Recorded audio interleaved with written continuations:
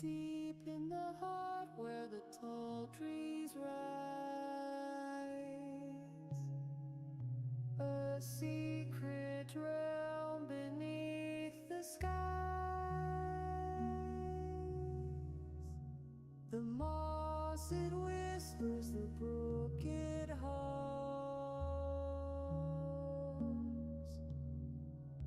a woodland song where magic drums.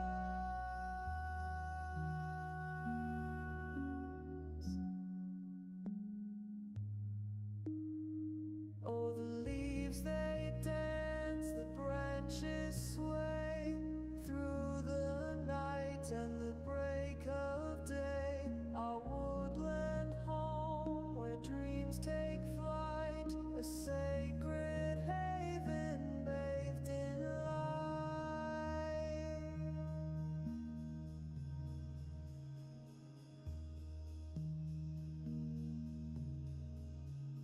The mushrooms glow in a silver ring. The forest breathes as the songbirds sing.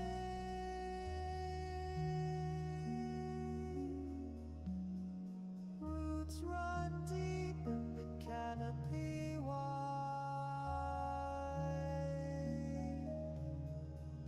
A timeless world where we reside.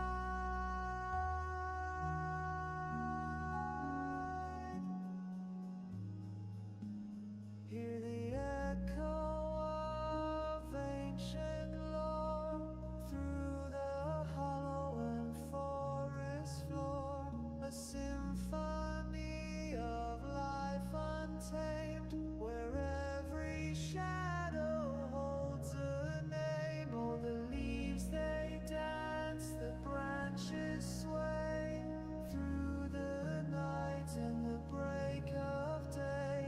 Our woodland home where dreams take flight, a sacred haven bathed in light.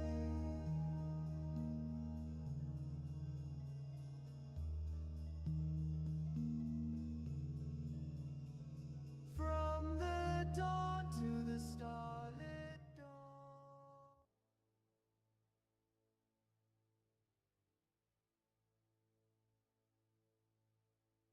Yeah, I kind of Furnace Winter.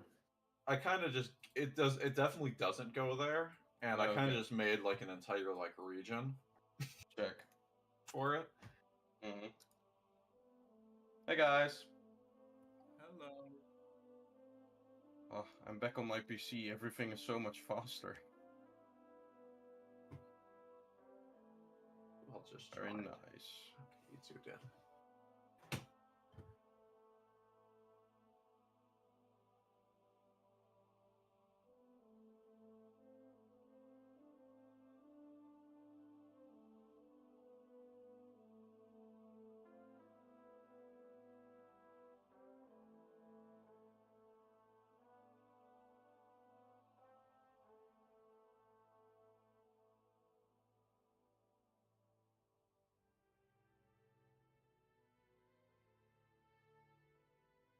All right, let's not start yelling already.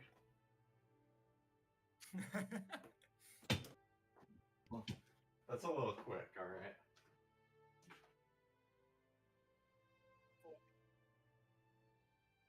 Jeez. Hello, Ian. Punctuality. Hello. Hello. I mean, it is 10 o'clock and you got here at 10:01. I don't want to hear about punctuality. That's what they all say. That's not what my clock said.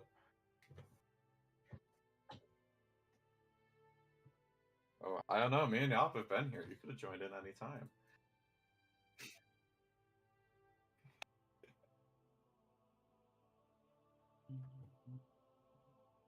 I mean, it's not really intro. It's just background. We don't really have an intro song for this one, I guess. Well, we should get Oh yeah, that's that. Hello.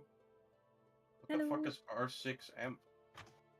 Oh, I don't even know what I did. Yeah, it's Rainbow Six. I just clicked on something. Okay, I don't know why it's there.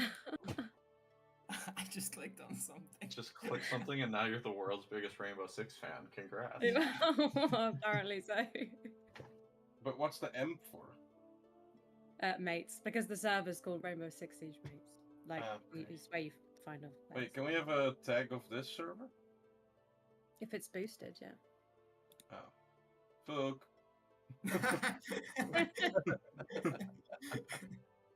I boosted it like 3 times already. Somebody do it else. I don't have my soundboard anymore. Or do we?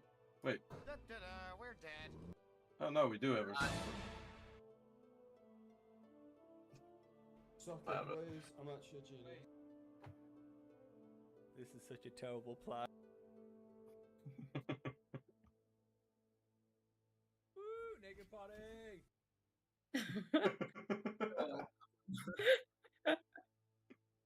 So it ricochets off this ledge and hits our wig.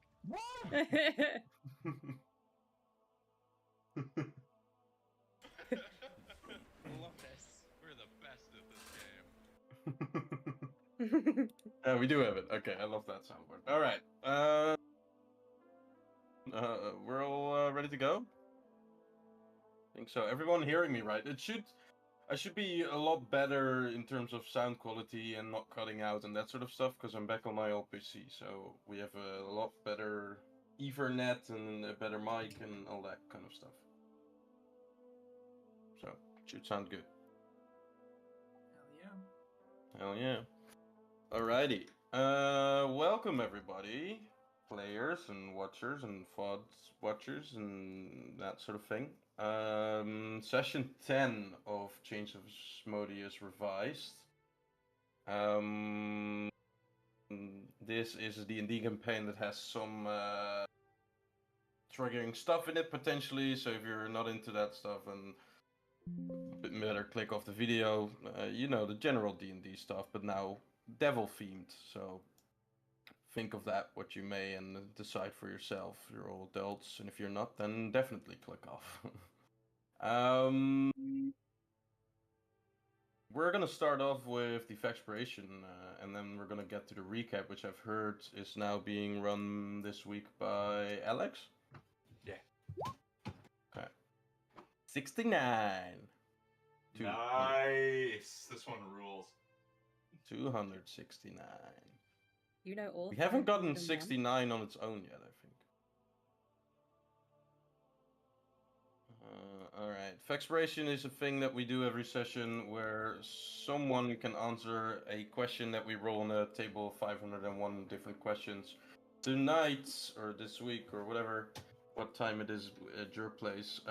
What is a moral boundary your character thought they would never cross but ended up doing so? How did it change their perception on themselves? That's actually a really cool question. I like that one. For anyone that wants to answer that, please roll the d20 and then you'll get your 1d10 after you've answered it. After that's decided, ooh, a natural one, but she might win it, you know? Okay, we have an 18 from play. Never mind.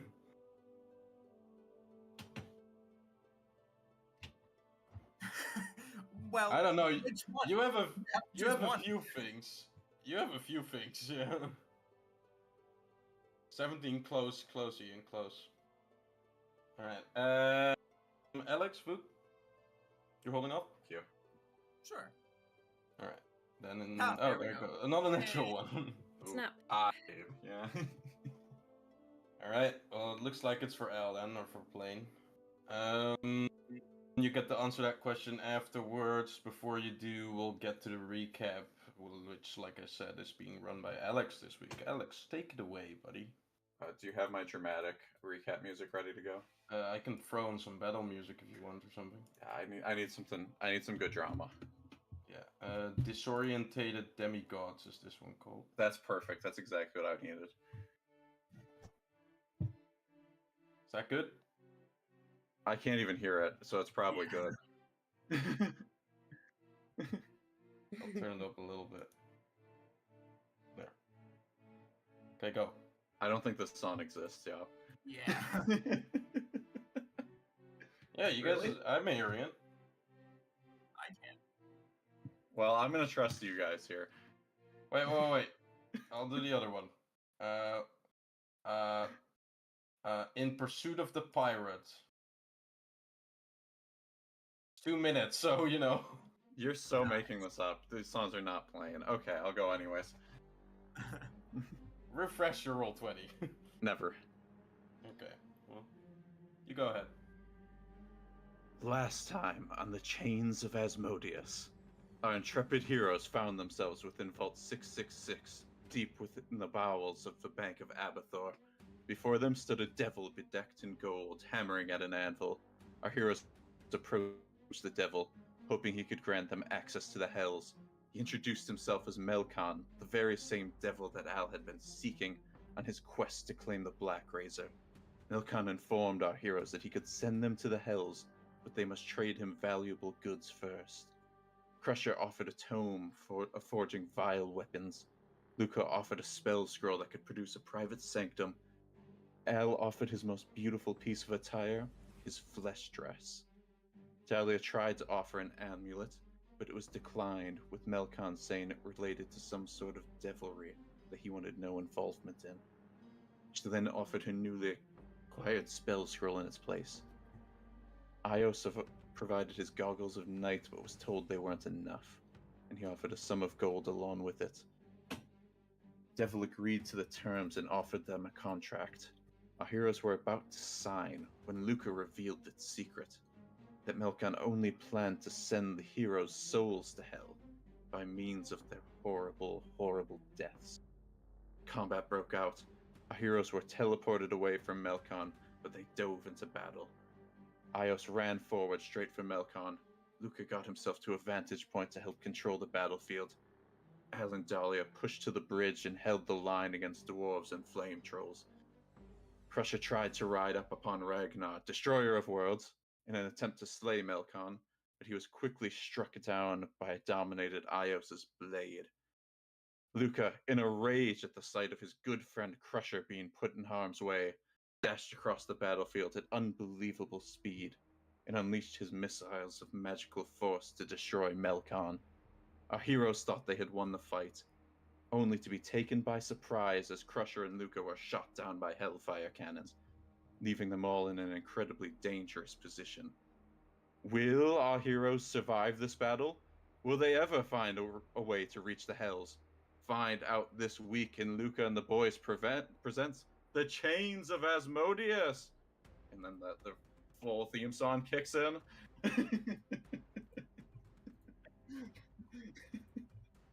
No. But find out right now, also a possibility. Find out now! Oh, yeah, find out now. Great, that was cool. Nice job, Alex. That was awesome, Alex. I like the intensity. And did you use ChatGPT? No. Oh, well done. I told you I took notes. Yeah, For once in my great. life. Great writing. All right. Well, that's a good recap. I think there's not much to add to that. Great details as well. Considering that most of the session last week was battle, it's a hard thing to recap always. I didn't have that many details I had to remember. No, you did good. All right. You got your expiration. Use it wisely. Who was it playing? Let's go.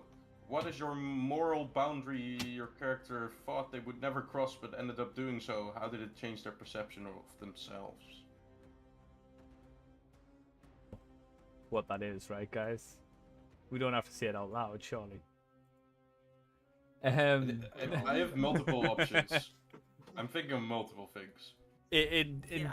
Yeah, I mean, in terms of Al, I think he's definitely grown accustomed to the depravity of desecrating corpses and ripping out tongues. And I personally, as a player, enjoy doing that because it's sometimes more fun to go a bit crazy, go a bit wild, not be too goody two shoes all the time. Sprinkle of evil here and there. Yeah, good balance. Okay, so tongues. That's the one. Yeah, just desecrating corpses. In a world plagued by evil, it's sometimes fitting to be evil yourself, is what Al's Little found. bit. That's easier, I guess. Yeah, much easier, and it And also. To be fair, you're doing it to like mostly the evil creatures that you've come across, right? For now.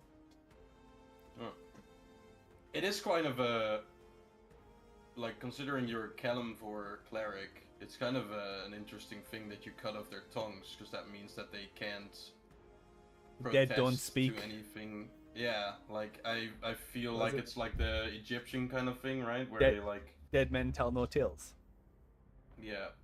Or or it's the Greek kind of thing where they have like you put the two coins on the eyes so that they have enough to like buy passage to Passage over the ferry. Yeah. yeah. Kind of that kind of vibe I'm getting. Cool. He just All right. likes the feel of tongues around his neck, but sure. He's like, I'll send you to Kalimvor, but I'll give you the smallest chance of redeeming yourself. You can go to Kalimvor, but you're not going to be able to speak. So Yeah, Does Al have that's like? what I'm saying. Can Al like assess someone's tongue softness from far away? Like, he's does he like? he's not quite there yet, Oh, okay. but he is definitely getting there. Yeah. he's Soon making he'll be able progress. to like track people by just the tongues alone. The only logic would be that he's practicing on his party members. He's like, oh, that's Ios's tongue. That's Oh yeah, Absolutely. when you're sleeping, don't forget I only need 4 hours sleep and a long rest. When you guys are asleep, true. I come and give a little stroke of the tongue, see what it's like. Oh, okay. That's what a gem dragonborn tongue feels like. Cool. Once or twice he may have had his knife Yeah. out ready, but restrained himself. Is anyone else feeling really uncomfortable?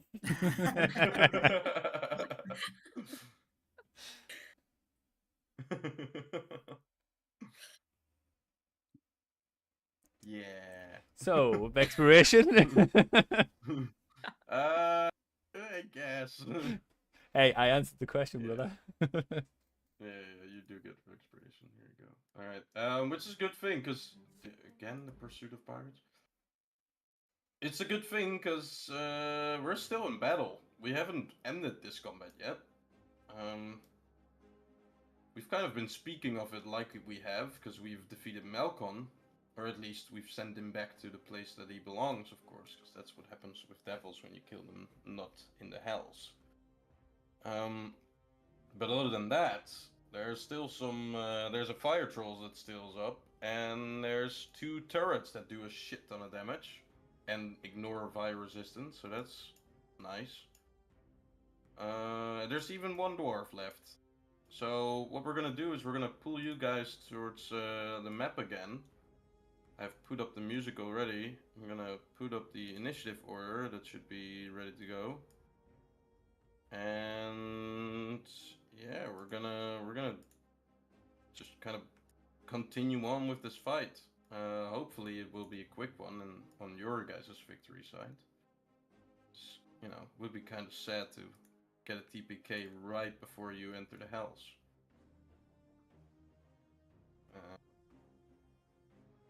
So I'm pulling up some character sheets. I think it's good. Yeah, if we're ready to go, then we're ready to go. Let's do this shit. Crusher, top of the round, man. On your 1 hit point. Yeah, that's Kotem did cast Regenerate, a 7th level spell. I think that's the first 7th level spell an ally has used. Because we've had 7th level spell cast by enemies, but not an ally, I think. So, Alex, you're muted. No. Sorry, yeah. I think I should only be at 1 hit point because I think my regenerate that's for this turn. Yeah, Pretty I'll sure I put was it in down. the. Yeah. Yeah. You did get some hit points. I think like 30 something at Yeah. the start of casting regenerate, but Yeah, and then I got blasted with like a fireball thing. Yeah. yeah. You got Alright. blasted by this. Yes. Yes. which is not currently going off, but I'm just showing it to remind everyone of It's what going can off. happen. We're all dead. Yeah. Also, I'll reveal the, just because it's kind of a crucial place and you guys don't know exactly. You know that Al's being sandwiched by these things, but I'll pull them up so you guys can actually see them in the turn order. So that might be a little bit more. There you go. They were ghosts all along. Because they're integrated into the map, they don't really have a cool art, because Yeah. they already are there. All right, go ahead, Crusher. All right, Crusher's gonna stand up. Right. 15 He's feet. gonna climb right to here. Okay. And You have he's like gonna... what, like 3 exhaustion points now? 4? No, 4. Come on. Yeah. 3 exhaustion. Let me actually turn my exhaustion toggle on. There we go. I'm gonna smash this thing. Yeah. Smash. You mean Smash, crush, right? Smash. No, I'm smashing this time. 13 and 16 are the only ones with any chance. They do have a thing called Blur Shield, which Of course I do. All Yeah. right now. I didn't apply. I should have applied that with the one spiritual weapon attack that already went off on these guys. I didn't. Well, I'm within 10 feet. I'm fine. Yeah. Oh yeah, sorry. Yeah. I read it wrong. Sorry. It is within 10, outside of the 10 feet. Yeah. Okay. But yeah, well, now you guys know. So that's good. Okay. Then 2 of those attacks. Let me see the AC here. I don't know about 13. Yeah, no, none of them are gonna hit actually. 16 doesn't hit? Nope, 16 doesn't hit. That's messed up. All right. I think that's it. It might be a good thing though. I don't think that's good. I think they blow up. Yeah, I have that feeling, but I'd still rather. Both blow are up and not die. bloodied yet. Both are not bloodied yet. This is the only one that has been hit, and it's been only hit by one spiritual weapon attack. That's it. I'd much rather have this thing die and blow up on me than have it shoot me. But there is no resistance to force damage. Just FYI to everybody. Let me get my force damage out. Do you have some thunder damage? I used that already. Oh fuck. Well, yeah, I think that's it for me. I don't think I can do anything else. you wanna move or? I only got like 10 more feet, so not really. Yeah. Okay. Yeah, no, I'm gonna stay here. All right, Ramius. Ramius is finishing off this last dwarf. He has only a few hit points left, so should be able to do that. We're also gonna roll the d6 for Divine Wave. No. Multi-attack, longswords. 20 will hit. Will it do enough? Yes, it will, I think. No, he has to roll a charisma saving throw. I rolled like gods last session with these dwarves, but this time he's not as lucky as this guy. He gets slashed down by some radiant energy. He's gonna move over his 25 feet. He's gonna do a second attack on the troll, getting a natural 20. This guy has to make... Wow, this might be an insane turn for Remius if he pulls this off. Yes, he does. That's crazy. He kills the... Oh, wait, no. I haven't done cold damage yet, so he's not dead. Or I guess he is dead, right? How does that work again? You're gonna use that ability. I want to use it at least once. No, I'm not. He is in range, so definitely in range. All right. All right. Well, he's gonna strike down this troll, and he's gonna be kind of all like victorious and stuff. As he, like Dahlia, you see the troll kind of going down. He will say, "We've struck down the enemy now. Only the turrets left." And he's gonna try and pass over the troll here. Probably not touch it because it's still on fire. But this troll, the moment he ends his turn, will regain 10 hit points because he hasn't taken cold damage. And will kind of begin to stand up again. Kind of this like weird ragdoll standing up, where his legs first stand up, and then like he, like kind of just pulls up his upper body, but it's like a slouch down from the back. So like his back almost activates too late for the like full standing up. It's like he's lagging or something. And he's gonna stand up, and he is gonna multi-attack. Probably do all 3 attacks at Ramius, because he's the one that struck him down. So he's gonna be quite angry at him. 18 will that hit? No, 23 will hit. Doing 23. Yeah, That's a pretty good roll. yeah, that is a pretty good roll. Yeah, Remy is definitely bloodied. Alright, Fire Troll with 10 hit points. Ios. Ios will. I'm gonna take an attempt at hiding on this diamond or on this gem. Alright. You can try. They don't have true sight, but they have another sight. 25. Or vision, I should say. Before I do, I'll move around and hide. So is hiding vision? Like I always thought you could hide on something that was able to. Well, they don't really see. They have a blind vision. I mean, he could be like being really quiet. Yeah, that would work.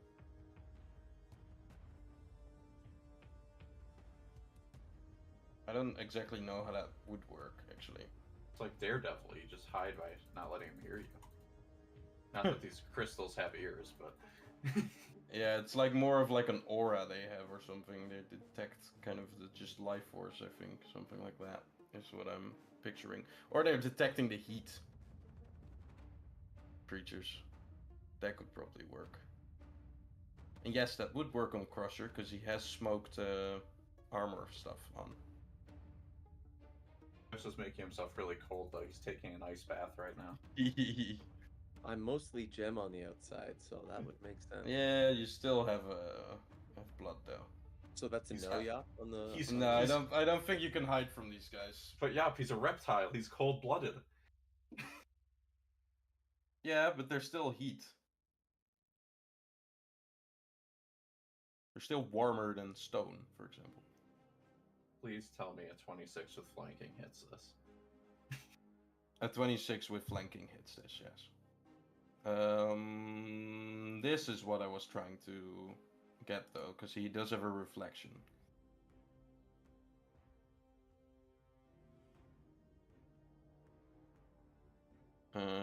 So you will roll that 3d6. Do I have that on the sheet? Yes, I do. Doing 9 fire damage to you, Ios. This is also hellfire damage, and it will retract from the damage. He is not resistant to thunder or any of that damage, so it will just be, what is that, 36 minus 9? Yeah. Yeah. Okay. And that I'll yell out to the group. You can't hide on them. I don't think anyone else would have done that, but... Alrighty. And I'll try to just. I'll move. I know I don't have any more movement, but I'll try to do many flourishes so I look the most enticing to hit. I mean, he is just gonna do his Nova thing again, I'm Yeah, or maybe pretty sure. he's not. Yeah, maybe he's gonna be. Enticed. Spoilers, yeah. Moving on towards our well, not unconscious, but dying bard. Yeah, Luca just standing there on the floor being blasted by the wave of hellfire. Kind of as he's looking down, he raises his head and just to himself he whispers, "Get up, Luca. There's no undead around. Come on." And he's gonna cast Healing Word on himself. Okay. He sees as he So remembers bonus Crusher. action, so that's 2 exhaustion points then. Should be 1 for. Yeah, but 1 from going down. That's what I meant. Oh yeah. Okay. Hold on. Where is it? There it is. Healing 7. As you say that, those encouraging words to yourself, your healing word kind of strengthened the words, and you get the the courage and the health to stand up again if you want to. Yep, and then he is gonna stand up, so that's 15 feet of movement. It did end your Yeah, that's what I'm trying dance, to right? see now. Hold on.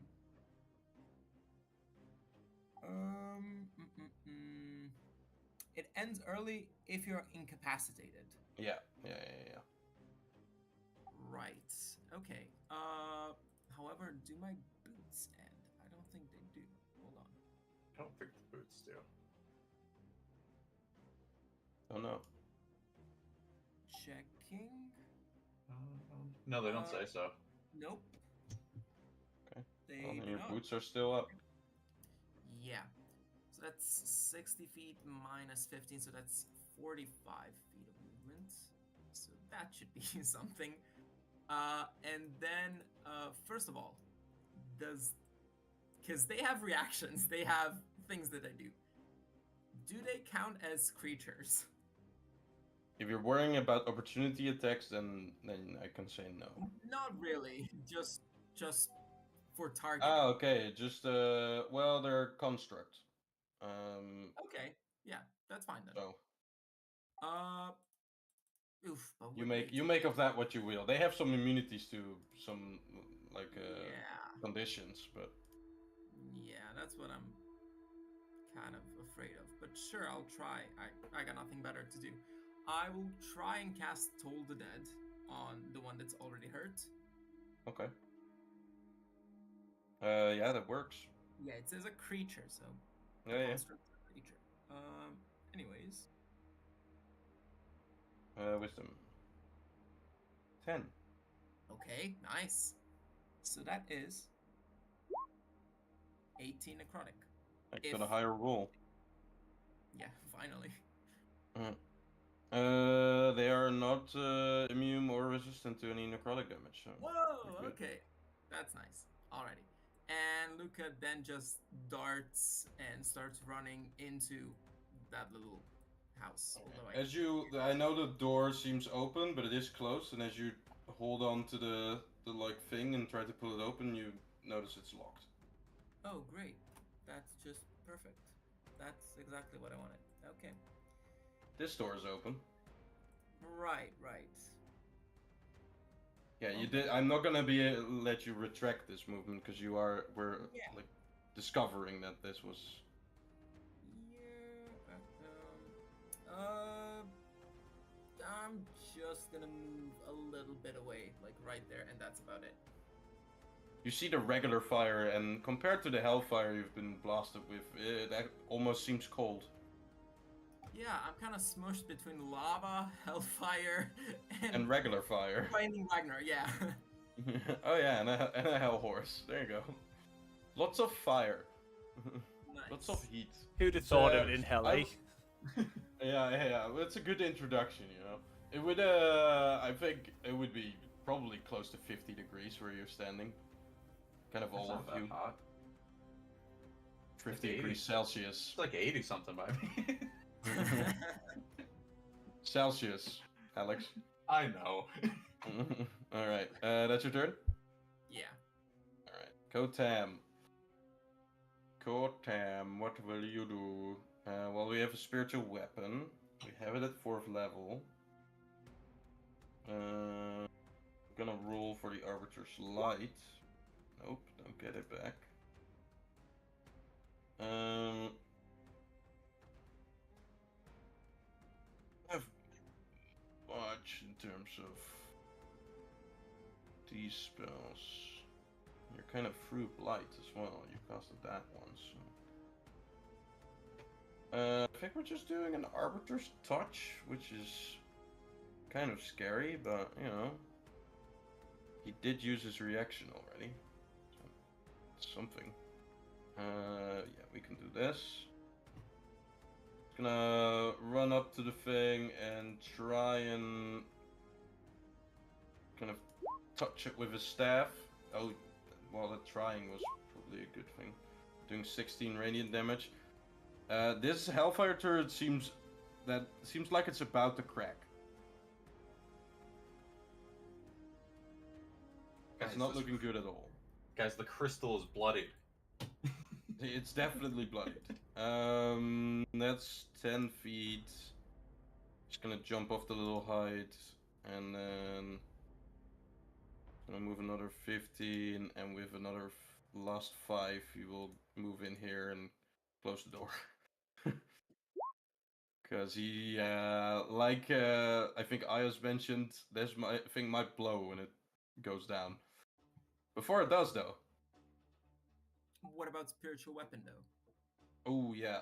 Okay. Well, as he is within the door, he'll say, "Do I do it?" I'll give you guys a choice. Break the Ayos crystal. nods. Let's do it, yeah. Well, because there are some things around. Let's fucking do it. Yeah. You guys want the attack? Because this might do something. Why not? We've got healers in our I'm party. excited to meet Crushers he's through gonna- Alex's new character. He's gonna fireball us anyways. We might as well blow it up. Yeah, that's exactly. true. Yeah, that's true. That's true. All right. Then he's gonna spiritual weapon the thing. It's 4th level. Well, 12 misses anyway, so you know. He doesn't get any flanking bonus, does he? No, it's not a creature, so it wouldn't benefit from it. It doesn't give a creature flanking bonus, so I don't think it will have flanking bonus because of a creature, either. Okay, well, then we get to the Hellfire turret. The one that is very hurt is the one that goes first here. And yeah, I mean, we are definitely gonna do this one. Yeah, so that's insane actually. I mean, yeah. Where's it putting it's the just radius? it's just too good. It's on itself. The turret releases a burst of arcane hellfire. It's just itself. It's like putting a fireball on itself. That's pretty much. Hold on now. Hold on. Let's not use diagonal lines, Rook. That could hurt us here. No. Luca looks out of it, yeah. If Luca's out of it, someone put a radius on there. That's unbelievable that he's out of it. Right, I'll do it. I'm dropping it in. Yeah, don't there you worry. go. Yeah. Yeah. Yeah, Luca is out of it. Yeah, Luca is out. Okay. There you Actually, go. All right, then I unbelievable. want some deck saves from Ios, Crusher, and Ragnar. What Oh, about no, the Ios turrets? has to make a deck save. No. The turret Um, is immune to its own hellfire. It's the Ragnar, I only think, one. does actually have to make this. To survive, yeah. Unfortunately, he's literally never made a deck save in his life. What did I tell you? It's a +2. Alright, that makes him gone for at least like 24 hours or something, right? Something like that, yeah, I'll double check Yeah. it. Yeah, 24 Alright, hours. Ayaz, you don't take any damage. That's good. Crusher is going down again no matter what he does. Yeah, I'm not even rolling. Yeah. And yeah, that's it. Alright, so that's his turn. He does get his reaction back. L. Okay. First off, I'm going to toll the dead. This one. Oh, we have 2 Toll the Deads now. God. I never really used toll the dead, so No, you don't have a bow anymore, right? So that makes sense. I've still got a bow currently. Oh, okay, just not the... Wait, which bow do you have? It's Didn't just you a give your bow it's a to- normal longbow Yeah, okay. until Okay. the change. Alright, Toll the Dead. Go ahead, he has 3 hit points, I'll say that. So if he makes this, then... he's probably dead. 17? Oh yeah, that would be my spell says 15. Okay. Well, I don't you have do have a- a spiritual weapon next to it. He'd still take damage though, wouldn't he? No, he doesn't. Oh no. It's a saver suck. Saver suck. Oh right. Oh yeah, of course. That's fine. Then I won't bother rolling. Well, that sucks. It does. That's probably why you never used it. Welcome to Lucas' world. Yeah. Just start using vicious mockery again. Going to use. Right, AD4. So I pull out Sacred hey, Flame. hey, free D4. Oh, you're right. You're right. My bad. My bad. I'm going to take a step back. So the troll is now in my radius. And Sure. yeah, I guess I'll use my bonus action to attack it with Okay, my go ahead, spiritual roll weapon. That will hit. There we go. It's just enough. Oh, thank God. As you your spiritual weapon strikes it down. I think Ios and Luca are the only one that will see this, because Crusher. Well, you're dying, but you're in a very bad state at the moment. I see so much. Yeah. The crystal begins to crack and crack even more, and you see some like. Have you seen like when a propane tank catches fire and it like blasts this little torch out of like the opening of the propane tank? Yep. Yeah, that's what's happening with like the cracks of this turret as it begins to like crackle and crickle. It's not gonna blow up now, but it's in the process. That's pretty much what I will say. Get Crusher out of there. All right. Yeah, That's I'll your end my turn. Yeah. Okay. All right. This one will probably shoot at someone. Come on, you little he's gonna bitch. shoot at you, L. Come on. Because you did deliver the last blow here. Oh, 10. that's a miss. Drawn. And it's not gonna hit Dahlia, luckily. All right. This greed dwarf is dead. Dahlia.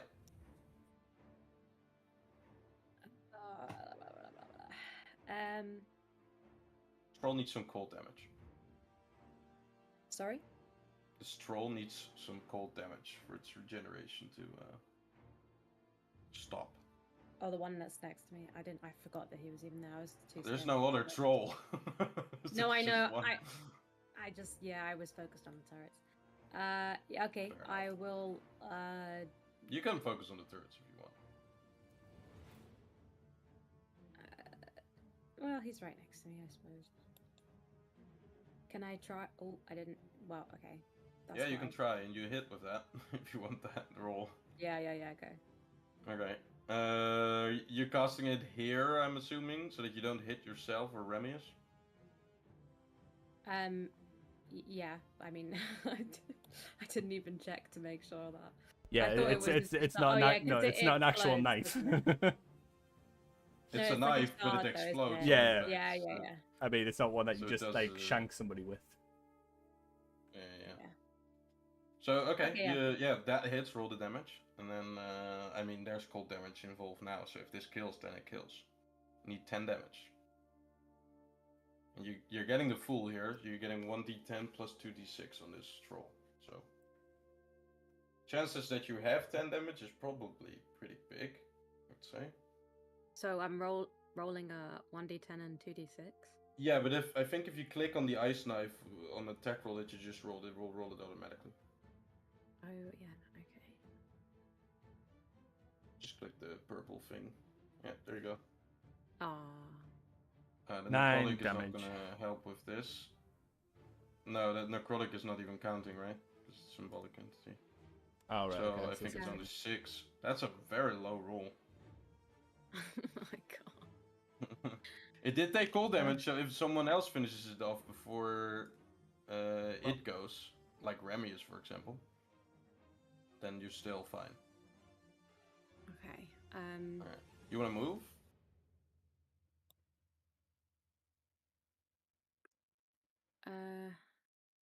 Wait, so it doesn't take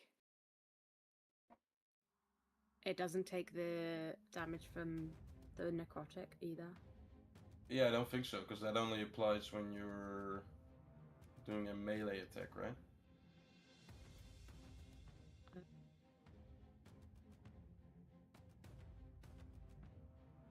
Does it have immunity, or sorry, resistance to cold, or No, it is. Oh wait, that's vulnerability to cold. Good thing that you. It has vulnerability to cold. So actually, that will kill then, right? Yeah, because that's exactly 10 then. Great Yay! job. Thanks, Ian. It's like I the forgot worst about the roll ever. vulnerability. Yeah, that's Awesome. exactly enough then.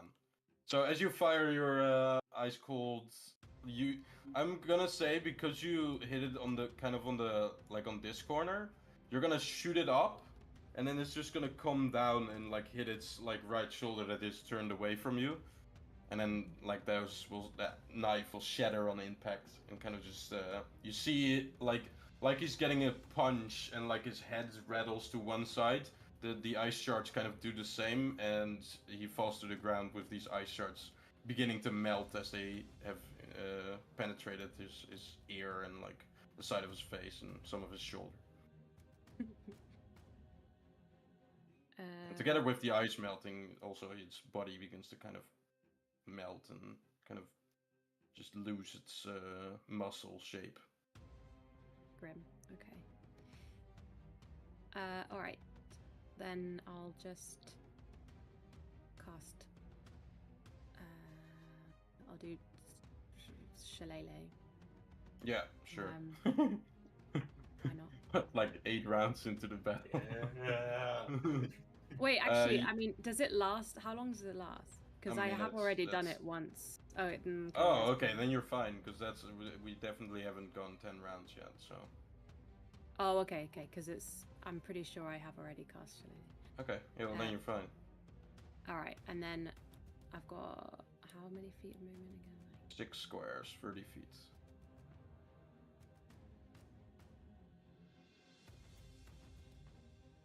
I will say that this thing looks like it's in the process of blowing up. I know, Or that's at why least- I was like, I'm just gonna. I'm currently in its. Is that like enough of a? Well, you don't know what the radius will be. Oh yeah, this is true. This is true. Okay. It might be the same as his Hellfire Nova, like 20 feet, but it might be bigger or smaller than that. You don't know. That is troubling. Okay. I'll stay here. Okay. Alrighty. Top of the round, Crusher. I'm gonna ask because I'm not seeing it in the rules, but I thought it was a thing. There's not a movement reduction from exhaustion, is there? No. No. Okay, cool. Not our house rules. You are prone though on the ground, so you can only move 5 feet. Oh, good point. Yeah, I mean, I'm gonna get up. As with the dying condition, you can move 5 feet, but you regenerate 1 point. Yeah. Yeah. So you Yeah, have I'll get up and then. 6 points now of exhaustion. 5. Okay, 5. Yeah, that's true. Because you regenerate gets you up automatically. 2. Alright, so that's 15. 3. That's it, right? It's as far as I can get, yeah. Yeah, you do have your action though. Yeah, I could dash, but I'm not a coward. I'm not doing that. Whatever, man. Yeah, I'm gonna start throwing hammers at this last turret. Of course. Let me make sure my my modifier's still on. Perfect. There we go. Lowest is 17. I do have disadvantage on all of these now that I'm thinking about it. Do you? Yeah, It's out because of, of the blur outside shield. of range. Well, then throw again. Do you want me to like count the first 2 rolls as like one roll together, like 27, 26? You want that? I don't care either way. Well, then if you do that, then the first one will hit. So. Okay, and then yeah, so the second one would be 17 in that one, so it'll miss. Yep. And then last one is another nat 1, so it'll miss. Okay, so the first one hits. Roll damage. Yes. It's dead, right? Do 9. Only 7. I'm not in doing melee. 7. Well, it was the first damage, so no, but you know, you made the first dent. There's a Alright, little team. budge in the crystal. You guys got him. Ramius' turn. Well, Well, now that the troll is finished off. Let me see if we recall that. No.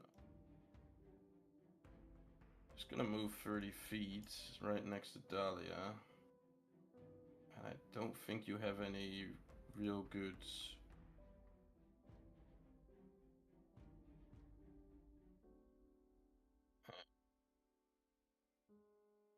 No, you don't really.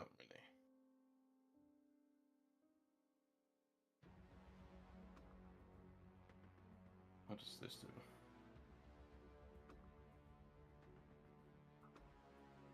Okay. Well, I mean, we can try this. It will cast Dispel Magic at the turret that is seeming to blow up in a moment. To try something. And I will say he'll have to roll here. So that's just a charisma check. DC would be... Just gonna solve it like this. 19. Oh, 19 on the other roll, but not on the right one. Or left one, in this case, I guess. That's gonna be his movement, action. Yeah, that's it. Alright. Fire Troll is dead, because it did take cold damage. Ios. It's very close. It's like getting... There's this weird, like... Well, there's this weird sound of the fire kind of like blasting out, so there's like a... Like a weird... Like, just gas, like, being, like, open from your, whatever, cooking thing. That's kind of what it sounds like, but then a lot louder. And then there's also this weird humming noise that's getting more frequent and, like, repeating itself over and over again and just speeding up rapidly. Is Crusher in the blast radius? You don't know. Who You don't knows? know what this blast radius will be. I mean, I'm sure he's could fine. Are there any scorch marks on the ground from previous blasts? Well, from the Hellfire Nova, yeah, there will be. Okay. But you don't know. This blast is kind of different because seems like the whole crystal is gonna blow up instead of him just blasting out a wave of fire like he's done before. So it's probably smaller blast. Probably smaller one, yeah. Is the crystal floating up? It is being held in place by these. You see these four like anchor things. Yeah. Yeah. Hmm. And they seem to be of well, the gray things here seem to be of some type of iron.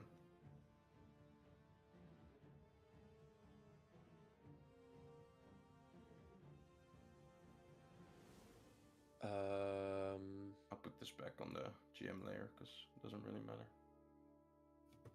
Would y'all be mad if I tried to put this thing in the bag of holding and exploded all the shit we had? Whoa. As long as you remove all that gold first of all. Yeah, there's 2,865 gold pieces in there, and a Jabberwock head. Did we not give the Jabberwock head? Apparently, there's a Jabberwock head in We there. probably took that out at some point over. I'm sure we took it to go and give it to somebody as proof that the Jabberwock was dead. No. No, I think we just kept it because it was cool. I mean, I got You Bulbasaur did clear that out fight, most of it. There was a lot of like shit in there. We probably left the Jabberwock head at home, but also it's really funny if we still have it, so maybe we should keep it. Surely it would have I been don't- mounted on our place in Vandalin, right? Yeah, absolutely. But it's really funny if we have it. It's up to you, but it says it's in there, so. I think I'm gonna make this problem worse and not better. Yeah. So I will just attack the next one. All right, go ahead. Oh. Boop. 18 will hit. Okay. It's gonna do his hellish deflection, of course. Okay. How much It's a good damage? roll as well. Doing 10 fire damage to you. Hellfire damage. Retracting that, so that's 32. I'll half it to 5 actually. Okay. He is bloody. Okay. Just about. And I guess I'll take a bonus action dash.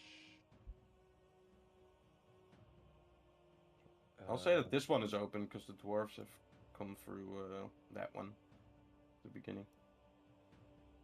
Yeah. Didn't bother closing. I'll run and do it.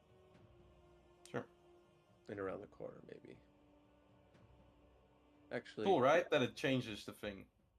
it's awesome, man. All right. This game is full of black razors. Oh no. Okay, I was gonna ask, you're using the transparent layers when you go under it? Yep. That's sick. I was wondering how well those worked. Yeah, well, this is the first time I'm testing them out, so you guys can be the judge of it. I'm gonna use It's mostly it as gonna a be fight it's mostly gonna be discovered after this combat, I think. But all right, anything else? That's it. All right, Luca. You barely dodged, barely were out of range for this regular blast of hellfire damage, the Nova thing. But you're not sure if you're within the range of whatever is coming shortly after your turn. We'll see what we can do. But seeing as how everybody's trying to move out and this thing is gonna go off, Luca is just going to chant and give inspiration to both Crusher and Dahlia. Okay. And then, as I don't think you can see Dahlia from this point, but she can. I don't have to see her. She can hear you, right? Yeah, that works. Yep, just checked. And then, can I try and squeeze into this space here? Make me an acrobatics check to see if you can go past the regular fire and not to like burn yourself. Alrighty.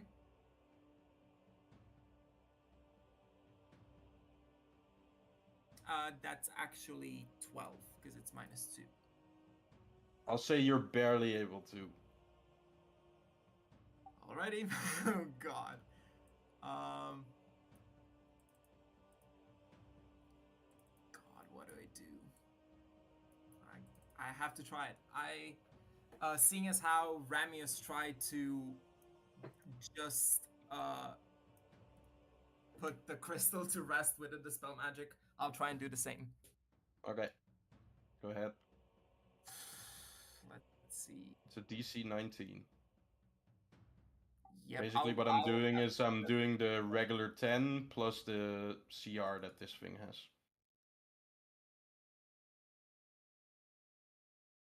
Hold on.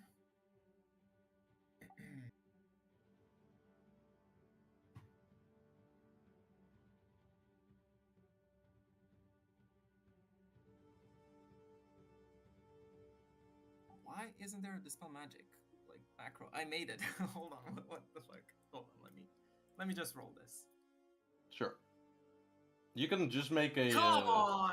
Yeah, no, well, that's not gonna do it. Well, that's +4, so that's 9. 9. God, Did could I get it? You're telling me I'll 9's not enough? Huh? I need another 10. I'll try and cast guidance on myself as a reaction. Okay, it's 3d4, right? Yeah, it's barely a chance. It's possible. It's possible. Yep. It's like a little quarter. Nope. Yeah, it's Nope. not enough. All right. God. You try to. What you both try to do is, which I think would look the coolest, is you're not dispelling the magic, but you're putting this kind of like field around it, so that when it explodes, it will contain the blast. Kind of like a. Have you seen that clip where Superman just kind of like puts his fists around a bomb? That's really cool. Sure.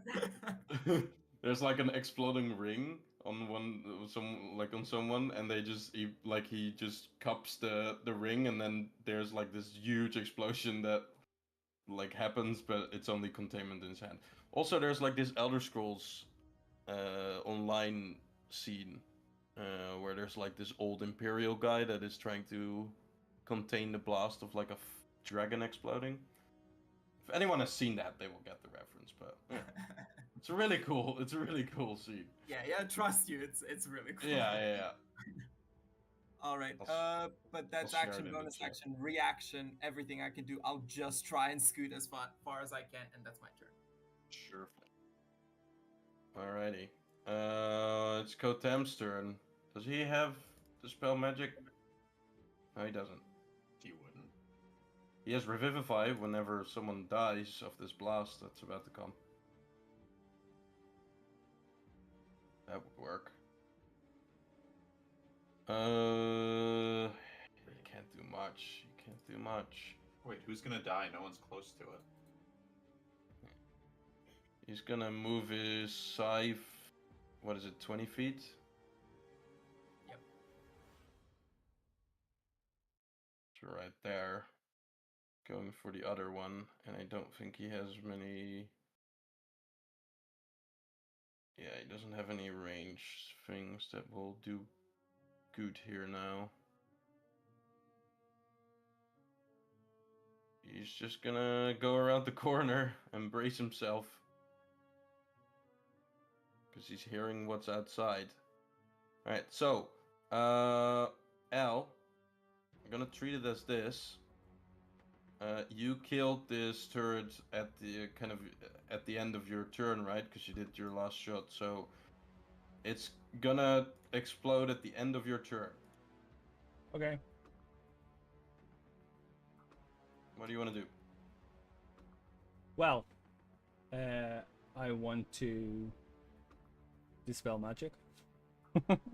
Oh, you have it too. Yeah. Okay, go ahead.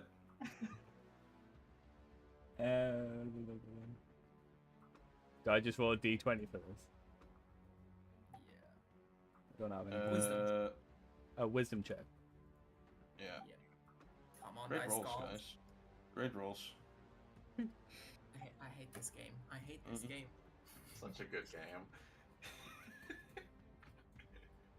Yeah, my Alright, wisdom's... well, you tried to contain it as well, but the just sheer heat and magical energy that comes from this gem seems to like dissipate any attempt at containing it.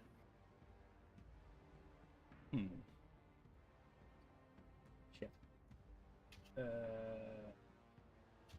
Yeah, I don't really have anything to see a crusher with. It's fine. I still have like 5 levels of exhaustion to play with. We're fine. No, This if it does shit's over gonna- 100 points of damage, it's not. It's not Yeah, gonna this deal shit's- 100 this- damage. This shit does fucking hurt though. It's not gonna deal 100.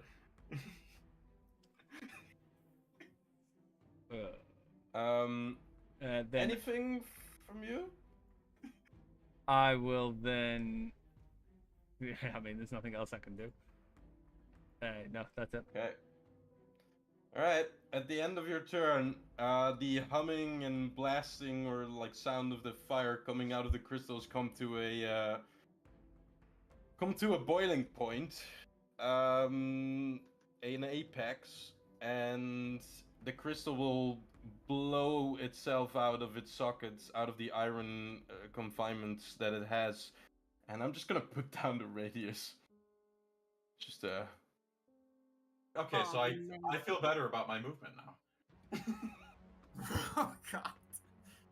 yeah, I'm sorry to say that Dahlia and Remius are in this. Fabulous. Just about. I think we can tank this team. Alright, well, I mean, here comes the thing. See, that's not gonna be 100. It's a lot, DC though. 17. 16 DC. Are you? It's double the amount that the Nova does. We can tank this team. Alright, you guys ready? This is Hellfire fire, so you're not resisting this either, Dahlia. Here we go. Dahlia can tank this. Oh, that's a straight up 50. I only rolled 1 6 and 3 1s. Yeah, could you move the radius to back so I can make Crusher unconscious? Yes. Do I do the dexterity throw though? Yeah, you Yeah. could save. I think. Yeah, you You would can survive make if it, you. yeah. Oh, for Yeah. fuck's sake! Yeah, you didn't. Can I guidance that as a reaction? Resistance. Resistance if you have that. I've got guidance.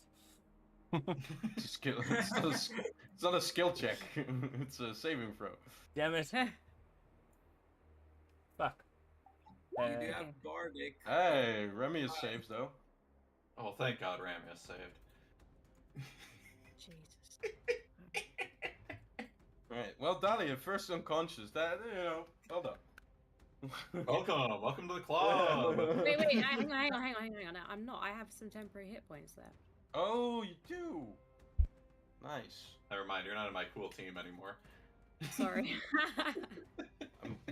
Look at your shirt. Glad that you moved. I think I've Yes. got 13 left Mhm. then. Okay. Oh, that's sad. Alrighty. Well, now that you guys know what to expect, we'll go to the Hellfire turret's turn. Hey, look at that. There's 2 people grouped up. Well, this is just a beautiful day, isn't it? Really? Yeah, if you're gonna attack Dahlia, right? Or Ramius. I'm gonna attack Ramius because he looks better than Dahlia. And then I'm hoping that the Hellfire turret is hoping that the area damage will finish off Dahlia. God, I hate Ramius, but I'm gonna. Fuck. Yeah, if you didn't give me a chance to say it. That's fine.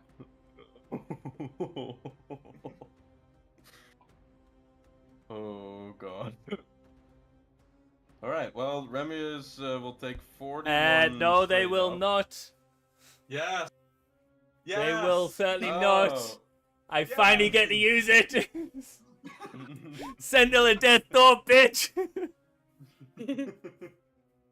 Okay, so it's just a regular one I hit on, right? Yeah, so it just stops the knot, and I'll just roll it again. and any effect that comes from the attack. So there should be no splash damage.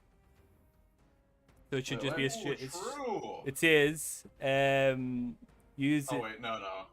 No, it's effect triggered by Yeah. critical. Yeah. So that would be like, for example, the savage attack from the orcs. That would say like, oh, you get a if you crit okay. and you get Oh another right, dice. yeah. Sorry, by a critical hit. Yeah. Sorry. It'd be Yeah, like yeah. if hypothetically Damn we it. ran into a vorpal sword. All right. So I want dex saves. Yeah, no, you're fucked either way, Delia. We don't know that. It's 28. She has 13 left. 28's just on the initial hit, right? Isn't it a separate roll? Oh, it's like no damage Yeah. if you make the save. Yeah, that's true. Well, Alright, so both failed, so both will take that. Well, he will take the 28, and then you will take the 14, which will But be either enough way. to down you. Okay. Another Uh, reminder for Bardic. oh true, you do have Bardic. oh yeah, you do have Bardic. What die is it? D8 now? Still D8.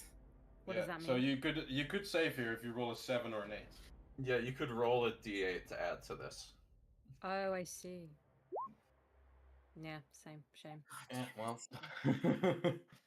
I mean, a 7 and an 8 is kind Does of low. Ramius as a paladin not have any bonuses to saving throws?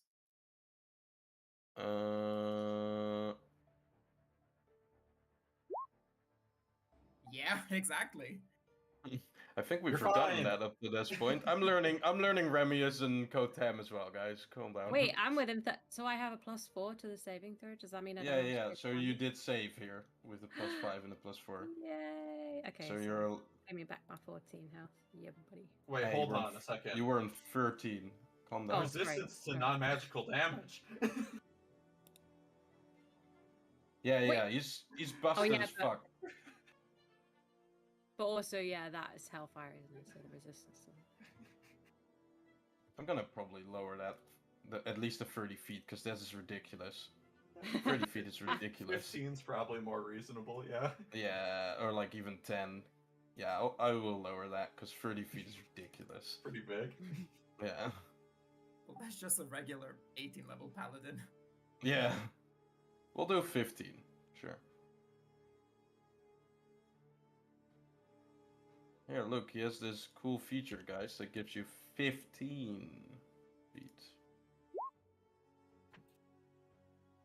There we go. Alright. That's gonna be the Hellfire's Dahlia. Still up. The what's the state of this turret that just attacked me? Is it still pretty? We haven't really attacked it. This one is bloodied. He is bloodied it's by now. Ios did attack it with a Oh, good okay. swing. And of course, Crusher threw a good hammer at it. Yeah, I don't think it would have gone down if not for her. Be damaged if not for that. Because I kind of want to. I mean, if you guys just hide, it can't do much. True, but I was just gonna do this. Yup. This thing can't be hidden from. You just said. True. No, I mean, like, go beyond walls That'll come after us. and close doors. It has time. Wall of force, Jesus. Okay. I was just gonna enclose it in a little bubble. Yeah, I think that works. Sparkle Roge But then I guess 566 is now following. ultimately we still haven't destroyed it yet, and it's not. Yeah, like yeah. immediately The about thing to is, yeah, destroy. you get to also not damage Are you it gonna pretty much. hold that spell until we kill it? Well, I mean, the thing is, we can't do anything to it whilst it's active, so it's actually really only. Oh, it's a helpful if I do wall, that when right? it's- So the No, but- the top would still be open. No, well, I'm. It's like a bubble. It's like Yeah, a you can dome. make it a dome. Oh yeah, I can see that. You can you can hold spells like for triggers. So if someone hits it and destroys it, you could say the trigger is when someone puts a crack in it and it's gonna explode. Yeah, and then you put it. Then I throw the spell up if you want, but yeah, just for future. Yeah, Wait, you so can you do mean that. like? So like I don't. Oh, so when it's gonna explode, then it comes into. Yes, Force? then you put it on. The thing is with readied spells though, is that you can ready it for one turn, so at the start of your next turn, like until the start of your next turn. But if the trigger that you mentioned doesn't happen within that turn, then the spell slot goes to waste. I mean, it took a whole round for the Oh. turret to explode. We don't even have to hold it. Yeah, I think you can just wait for it to be damaged and then. Because I feel Dali like can- it's yeah. I mean, if I say I'm gonna do that, then and then just like. No, yeah, you're fine because it takes a whole round. So if you just wait for it to like start to blow up, then you can cast it whenever your turn is, and then you should always be fine. Okay, so then that would still be my action, though, right? No, you still have an action then. You just have to wait for it to blow up, but it takes one round, so you're always on time for you to cast the wall of force when it starts exploding. Right. Okay. So you can do whatever else you want now. I see. Okay. Maybe get the fuck out of the way. You know. Yeah, that's probably an idea.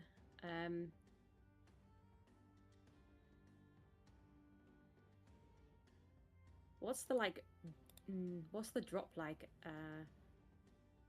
If I Down was to the river. here, like just onto Oh. the stones.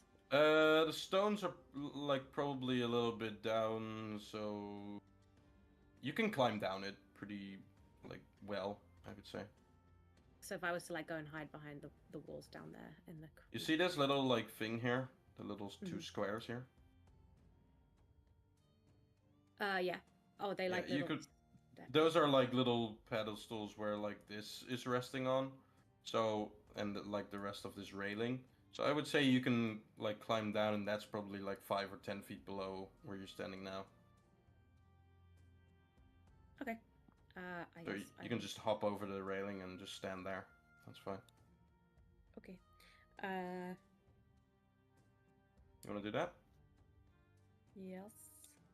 Okay. You do still have an action. I know. Or you wanna use that? I guess I can. I'll place you here because it makes more sense for me. I will heal myself. You're just casting heal. Okay, Yeah. great. I don't want to go down. But you know, for a cleric that is all good with death and stuff, and seeing that as a part of life, I guess it's just not your time yet, eh? Well, yeah. I'm sorry. I've worked my ass off to try and get to the 9 hells. I'm not going down now. Like. Yeah, that's fair. Much as I love death and everything. All right. Okay. Well, you heal back to full then. That's your turn then. Bonus action. No. How close does someone need to be for me to use like the healing word thing? 30 60. feet, I think, is the range on healing word. Oh, 60 feet. But 60 feet. But you did cast the spell already, so you wouldn't be able to cast. Oh yeah, yeah. this time. Okay, yeah. Never mind then. Then Okay. nothing. I'm done. Okay. Crusher. Okay, You I'm regenerate gonna- 1 hit point. Yep. Alright, I can't get close enough to melee attack this thing, which is honestly a shame. I really wish I could. Your free So- hammers are laying somewhere near the turret as well. Do you have enough? Yeah. Oh, I've got more. Don't worry. I got a bandolier, yeah. Okay. No, he's just got him on his belt. He doesn't have a bandolier. He's not cool. Right. I'm gonna throw some more hammers. Oh, hold on. I gotta adjust my exhaustion modifier. There we go. Now it's right. These are all at disadvantage, so I don't think any of them hit. Unless a 12 hits it. No. Okay. Yeah, none of those. Well, yeah. If it wasn't disadvantage, the 24 would hit.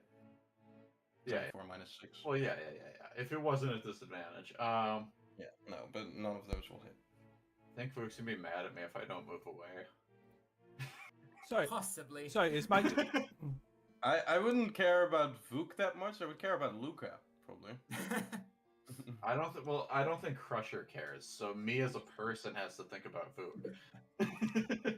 Yeah, but still, Crusher has objectives. You know, this is not helping the objective, like going down every time. Well, he's not gonna die here. He wouldn't die. You only need 4 more of those He- exhaustion points. So you're fucking dead, dude. Crusher will not die. He's chosen not to. Okay. Sure. I'm gonna move away. Wait, did I move? Yeah, I moved 2 here. Okay.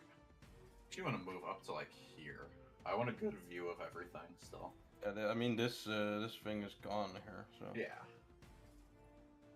I'll end there. That's all my movement. Alrighty. Ramius. Huh. Well, can we make it up there? Yeah, we can make it up there. So I think that's what we'll do. And then, I mean, we're just gonna. Oh wait. No. We're just gonna do 2 attacks here. Both will hit. Is this an evil creature, yeah? That's a good question. What have I put here? Neutral evil. So yes. Is it very charismatic? I don't think so. Definitely isn't. I think that's enough. Yeah. I'm not sending Remius on every fucking mission you guys are gonna do in this hell, because he's Why way too not? strong. He's way too strong. Alright. He'll fall back in a level or 2. Yeah, that's true. He will not scale. That's true. Alrighty. Like the other turret, it's beginning to now crack so heavily that the fire kind of is spewing out from it. This blue, propulsed fire. There's also this very low humming sound beginning to kind of loop on itself, going faster and faster as we go through this round. Ios, go ahead. It will trigger on Remius' turn, by the way, like it did on L. Still the final blow. Okay. Can I see the scorch mark? I didn't see the last blast. I'm sure it was epic. Oh yeah, I'm sure. You'll see a 40 something like fucking blast here. Even the buildings here that are almost only made of like metal and like stone are like heavily scorched, and like some of it has like the stone has like pieced off. Even some of the metals like melted in some parts and bent. You said it was the end of Ramius' turn that it'll explode? Yeah. It basically takes 1 turn from the point that it lost all its hit points. So he can run that distance in the time that it takes. Well, I'm gonna Probably. shield it anyway, though, right? Oh yes. Try to. Well, yeah, try. I guess I will call out to everyone to take cover, and I will take cover. Sure thing. Just to have you have something in this turn. I'll say what you see as you are inside this building. Oh, are you not inside? Well, you were Oh, inside sorry. this No, I building. just couldn't click my. I couldn't click my. I had to move it.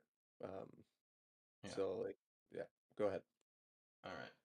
Let me see.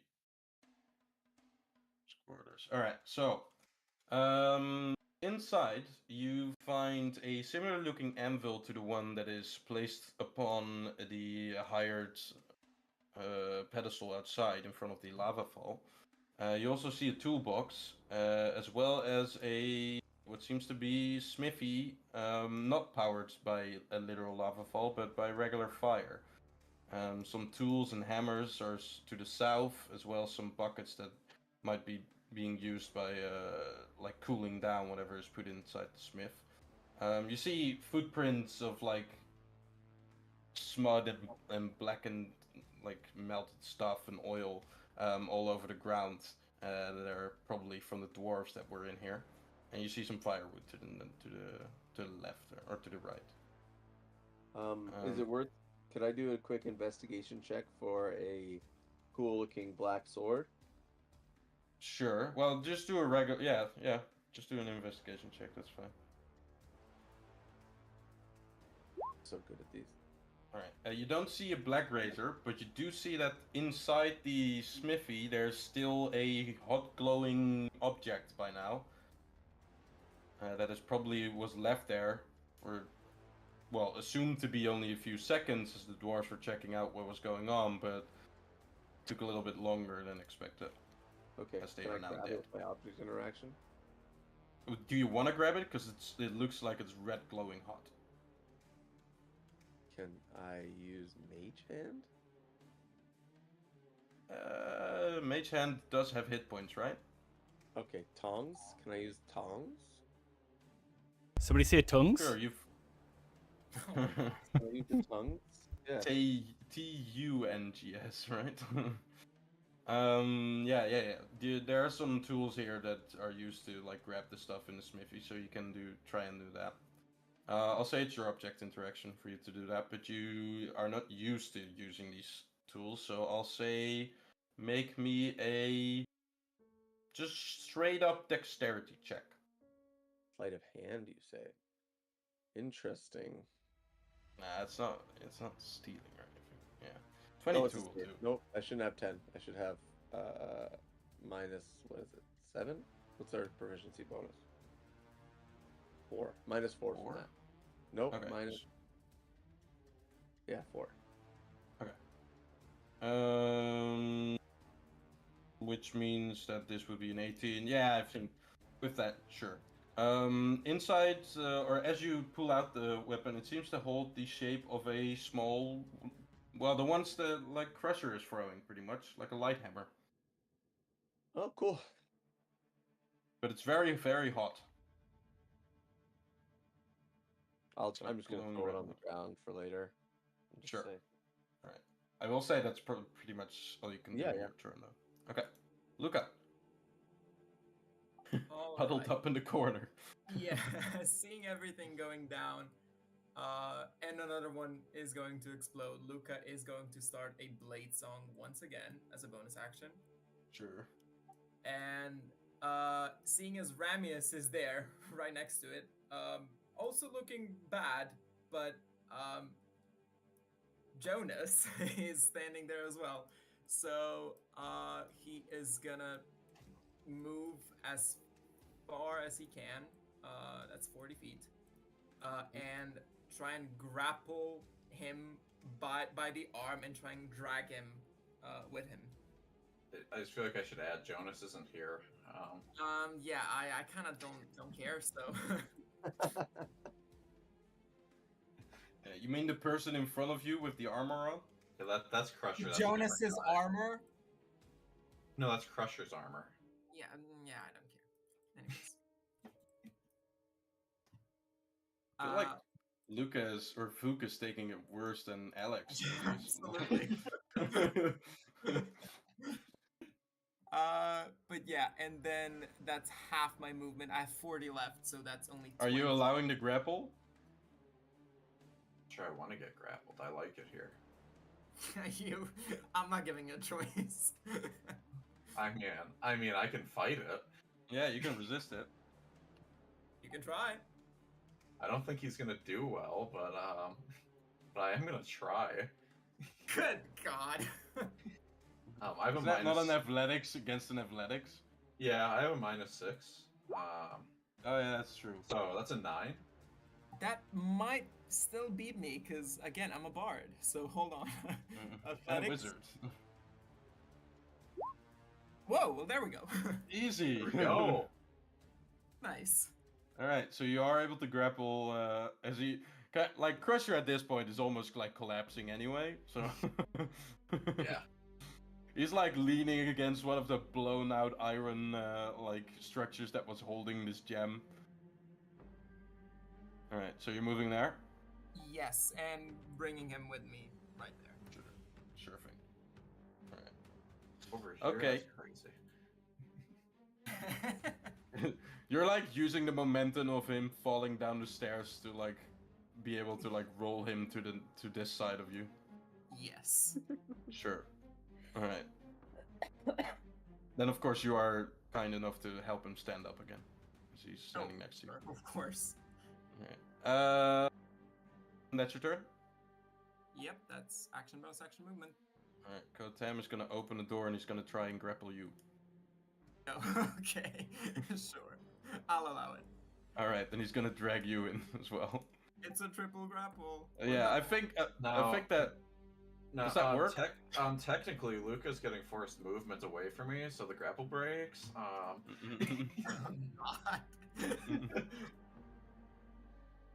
But I want to see what's inside. So, ooh, the player thing works nice.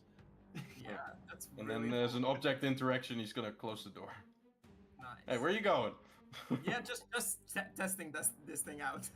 Oh, okay. It's really cool. Yeah. Alrighty. That's it, Cern. Al, you're up, buddy. Dispel. Stealing Dahlia's thunder. I like it. All right, go ahead. I don't know what she's actively going to do. No, that's true. As a player. Yeah, that's not gonna make it. Do I have Bardic, Luca?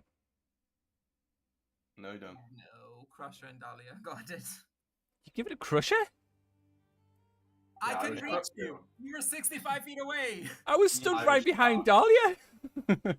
Nope, because I was like right there. I can reach you. Trust me. And I need to use my Vexpiration. I need to call it beforehand, don't I? So, never mind.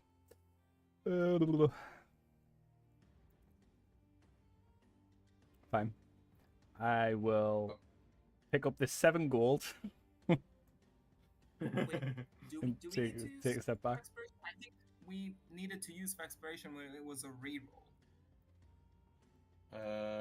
like advantage. Let's see. I think we have to We call have it it here, beforehand. right? I don't think I ever have. Feats inspiration. Extra bardic inspiration. For some things, a player can get an additional type of inspiration, extra bardic inspiration, inspired by the bardic inspiration. It works exactly the same as a normal one would. Scaling of the bardic inspiration die relates to whatever, blah, blah. So how does the normal one work? You can use it afterwards. Oh, There you okay. go. Sure. What's the roll? Is it a D10 for Vexpiration? Yeah. D10. Hey! Easy. All right. So Remy is, as he's about to turn away from the now kind of almost exploding crystal, you kind of put this small force field that just includes the gem around itself, and because it's cooler to like do it like this, Remy's will kind of jump off the little tower that the gem holds. And as he is expecting the explosion to kind of come on from behind him, it will like explode. But as it explodes, it kind of just gets contained into your like pocket of magical energy, and then just the magical energy kind of contracts and contracts until there's this kind of implosion, and it's gone. There you go. Good And for with that, that. there's no enemies left, so I will say that combat is out. Has Now, ended. how do I get this aura off me? Get off. There you go.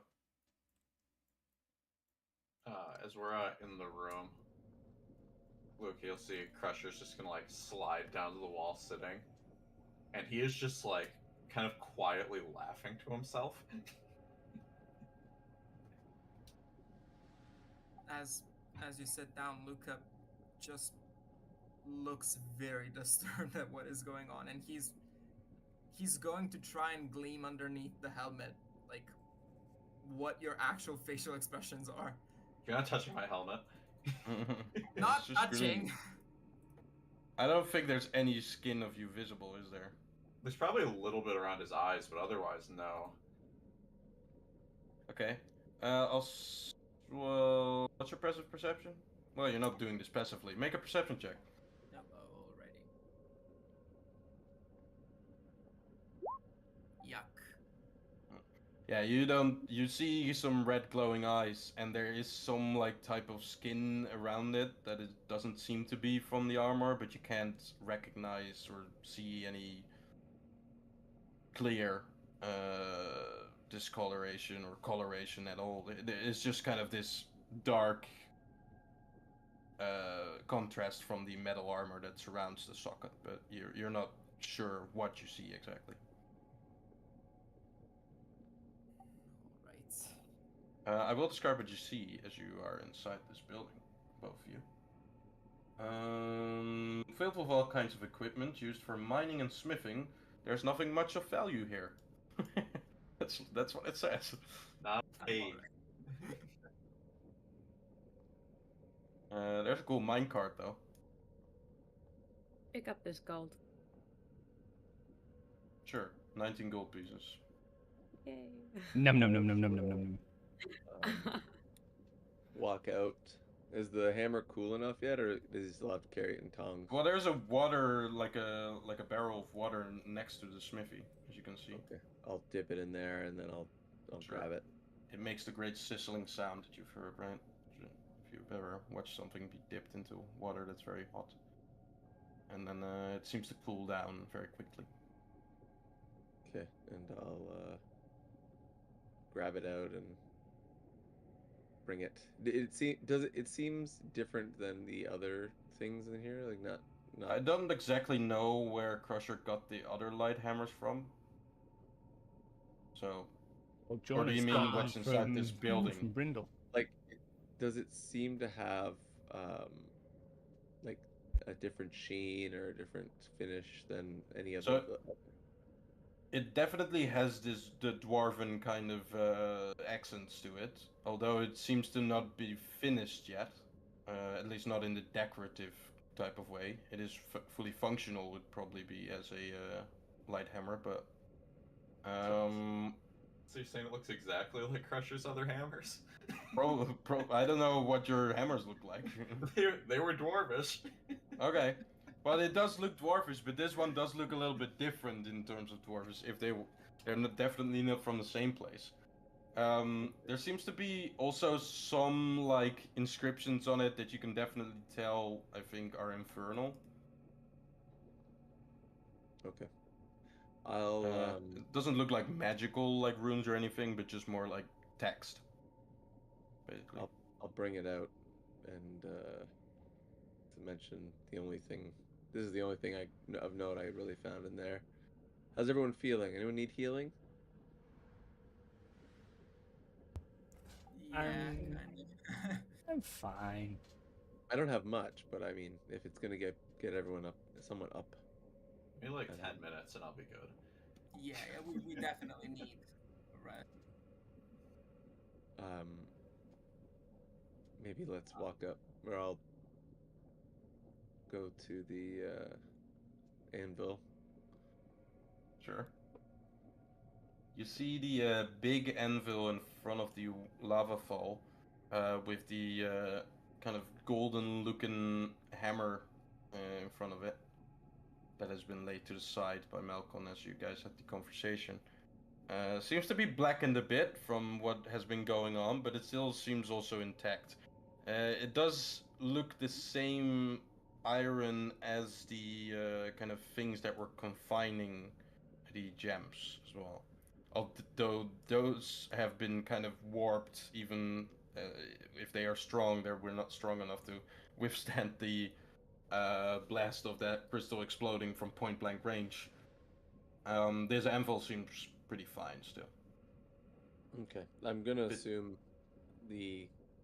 everything's magic over here, so I'll just lay the hammer I found beside the golden hammer and just wait for everyone to show up. Sure. All right. Tam is kind of leaning on his staff as he walks to Remius. They kind of converse words, asking if they're okay. He'll move on. Look kind of wary at the two crystals that are now gone, and look towards Al and Dahlia. What are you guys doing? Is this door now open after the blast?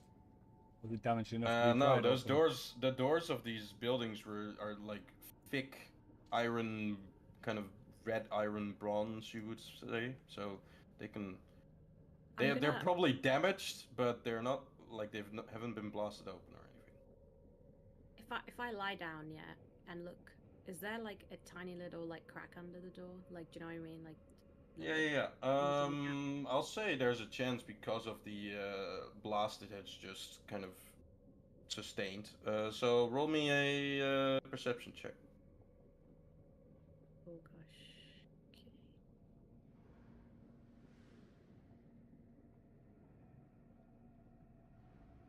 Oh, what is with my rolls today? I'll just look at Dahlia and be like, "What are you doing down there?"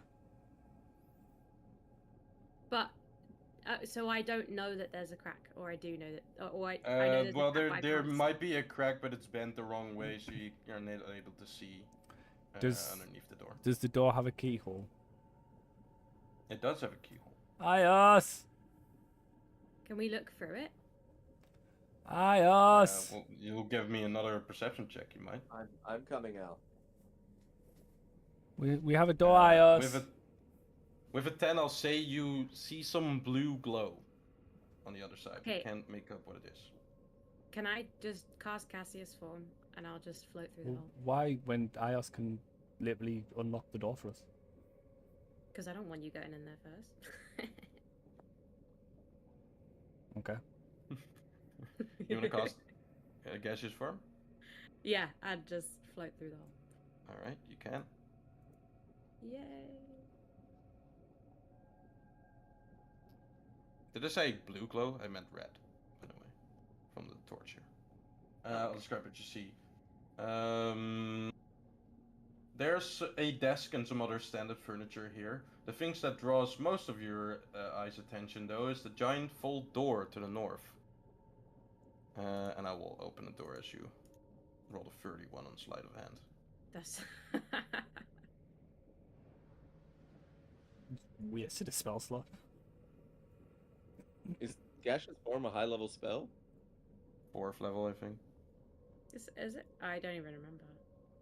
Just burn them, You do need to retract the spell slots that you use, though. So. Yeah, no, I know. I can't even remember what the. There's also a statue of a dwarf with a very long, what seems to be gold-braided beard. The whole thing is like stone, but then the braids in its beard are like golden, like rings and other kinds of decorations. And anyone that looks at it, roll me a religion check.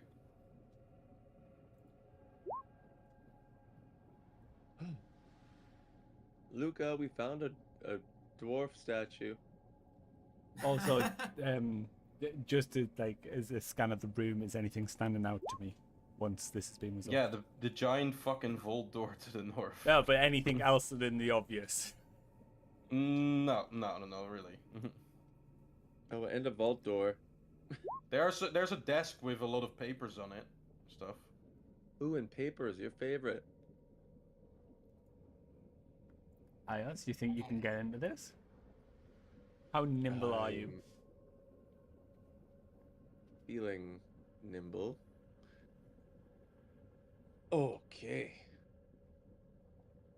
By the way, with a 14, I'll say that Dahlia and Al, you both recognize this to be a depiction of Abathor. Pathetic. Spit on the statue. Any cracks that I can slide through? No. No, this thing is definitely closed off entirely.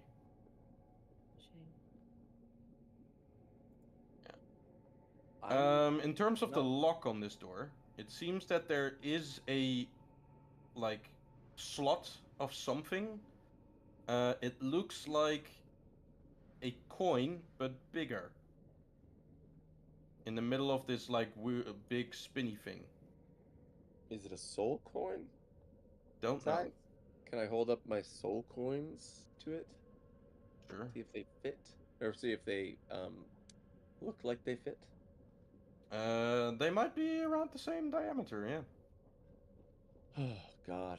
This is a person in this soul, or something in this coin, sorry. I'm pretty opposed to Just put it in. burning it. I'm going to give it to Luca. Luca isn't even here, I think. I'm going to go find Luca. Okay. Luca, what are you doing? As oh god, there they go again. I'm gonna ignore that. As Crusher is kind of resting in the chair, Luca is like trying to seem as if he's watching, like trying to scout out what's going on in the room, but he's definitely, even though Crusher can tell, he's definitely keeping an eye on him, and seeing as how tired and beat up he is, he takes out his water skin and something from his pouch, and I'm going to take out an Olisuba leaf, which it says if you consume it during a long rest, your exhaustion level is reduced by 2 instead of 1. But that is for the old rules when we didn't have house rules, which reduce exhaustion at long rest, like completely. So, Yeah. would you like say that maybe like it reduces like 1 level of exhaustion now or something? Well, it's during a long rest, right? Yeah, but what I'm saying is our long rest reduces all exhaustion levels. Yeah. We changed the rules on that. Yeah. I'll say that short rest is 3 exhaustion levels. I'll say that it doubles that. Okay. Short Yeah, rest. that works as well. Because it doubles it with what like on this thing with a long rest, so I'll say that it doubles it on Yeah, the... because basically doubled long rest. Yeah, you're right. Okay. Yeah, I'll do so it reduces 6 on a short rest instead of 3. And he's just gonna it's a dried leaf, and he's just gonna put it inside his water skin and look at Crusher and just extend his hand with the water skin. Take it. I don't drink. I don't care. Just chug it down your throat. I mean, you are not required to eat or Yeah, drink, yeah, but yeah, you you can can. still Yeah. drink, yeah. He'll take it and like drink a bit, hand it back. How do you drink it? Because you do have a helmet on. Yeah, That's a exactly. good point. That's a good point. He's definitely not drinking it. Good He's call. absolutely drinking. I'm gonna command you, bitch. Just Good drink call, it. Yop. Good call, Yop. He's not drinking it. Yup. You Why could- did you say that? That was my point. Well, you would have brought it up because then you would have said, "What do I see when he Yeah, exactly. like brings it?" So Yeah, good either call. way, Good call.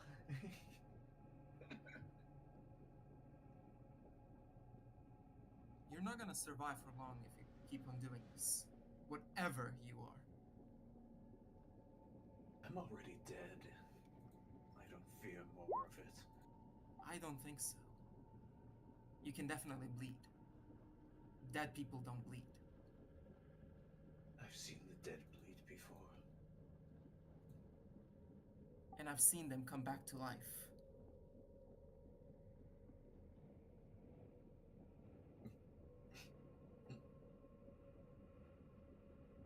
I'll just leave the water skin on the table and just walk out.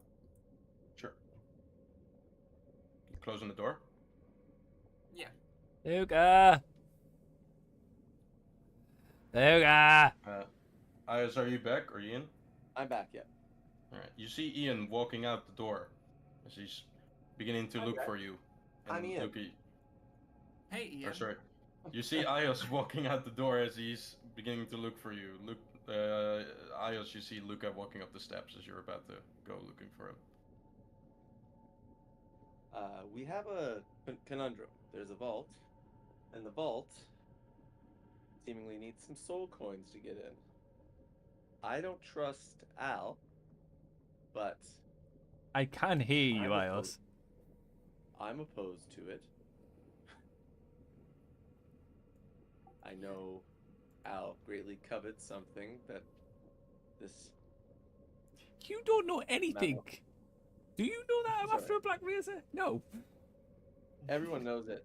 No, nobody knows it. You We forgot all the know. panic You- bond. You talk in your sleep. Joke's on you. I meditate for 4 hours and then I'm done. I don't sleep. You talk in your meditation. Yeah. Didn't you ask someone about it when we were at that lake?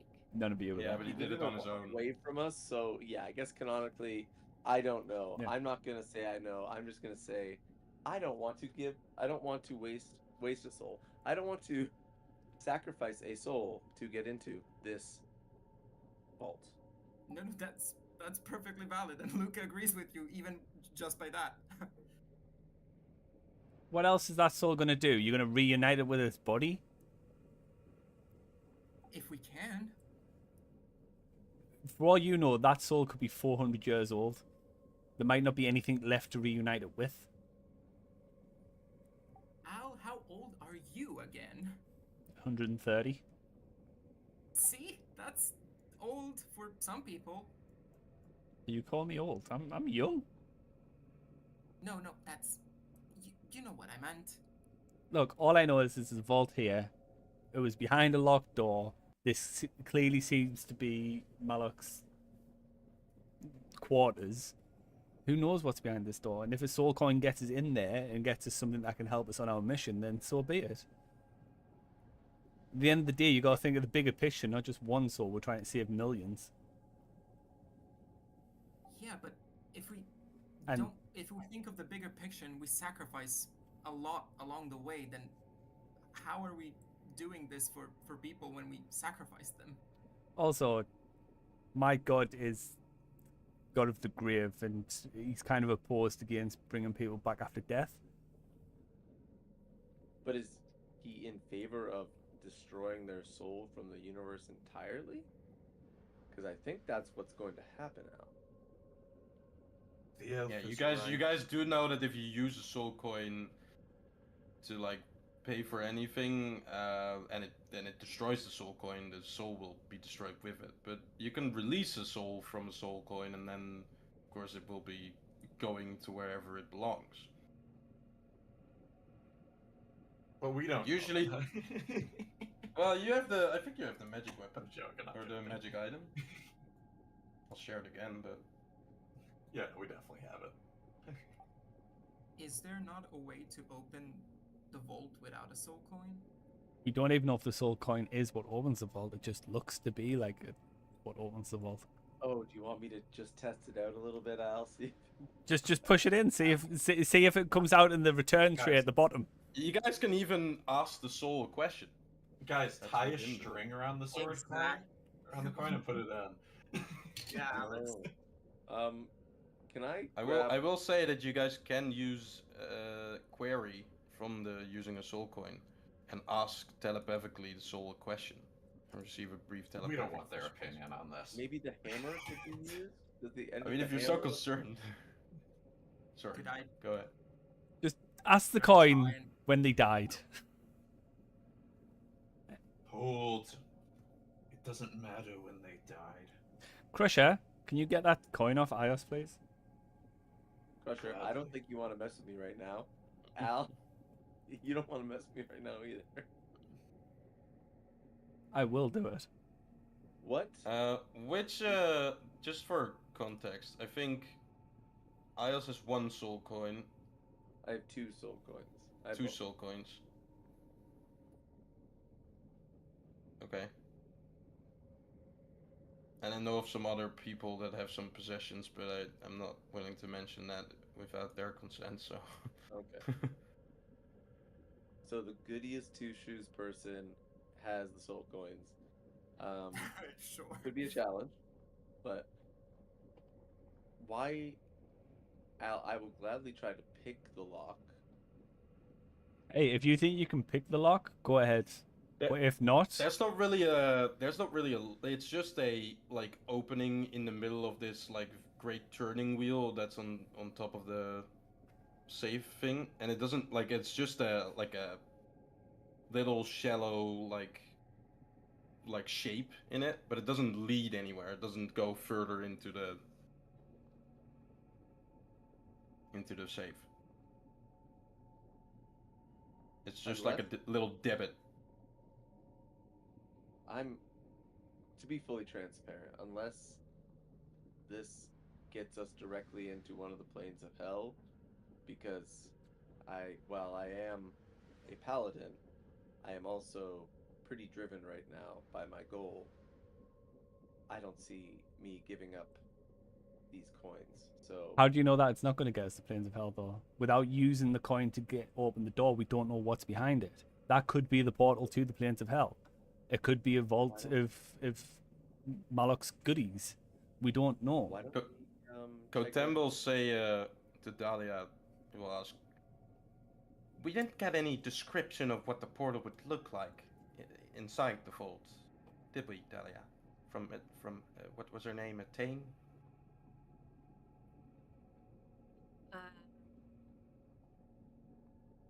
Did she describe? I can't remember. I don't think she did. I don't think we did. Now, That's you just said a portal inside the vault. That's a good point, Cole. One of your strikes are being removed. This could lead exactly to where we need to go, Ios.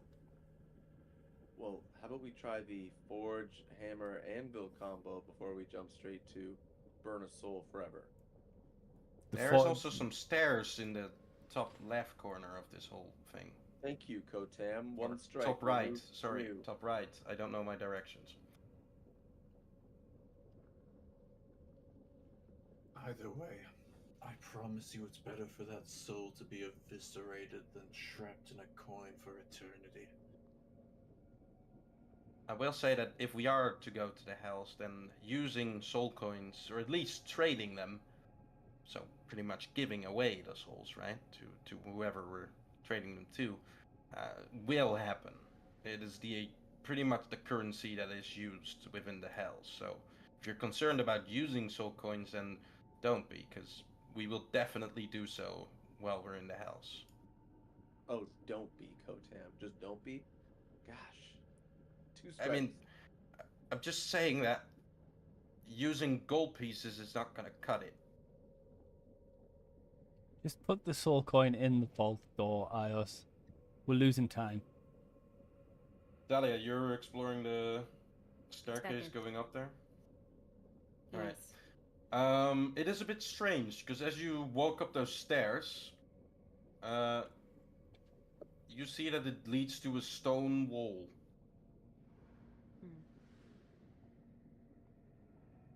Bello.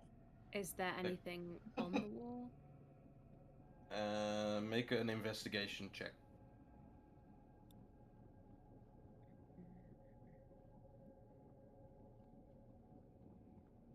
Melon. I think she found it. I didn't understand what you were saying, Ian.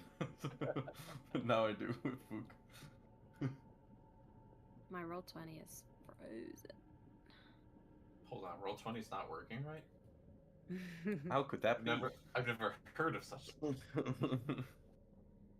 While this is happening, Isles will press a soul coin into Al's hand and say, Okay. You might not have your soul, but I don't know if you should be the one responsible for destroying others. Wait, so you've just handed me a soul coin? Yeah. Al's gonna put it in the vault. He's not even gonna. He's not even gonna blink. He's just. All right. I was also I'll say this first. What Dahlia sees. With an 11, I'm sorry, Dahlia, but you see a stone ending to these stairs. It's pretty big.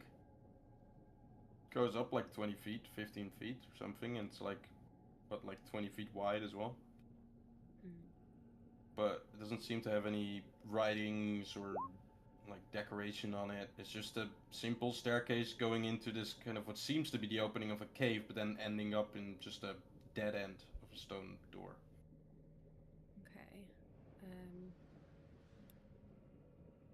I'll allow you to do one more thing if you want to before we go to L here.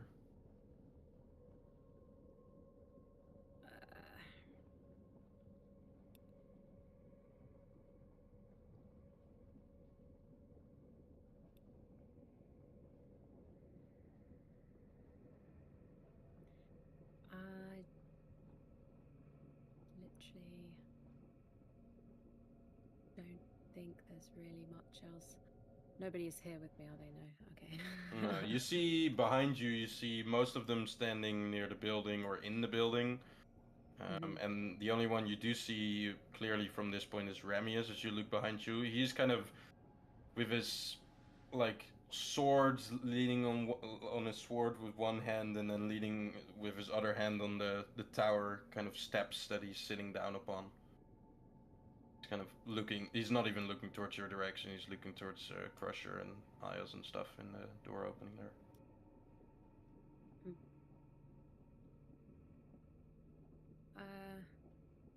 Okay then, I'm gonna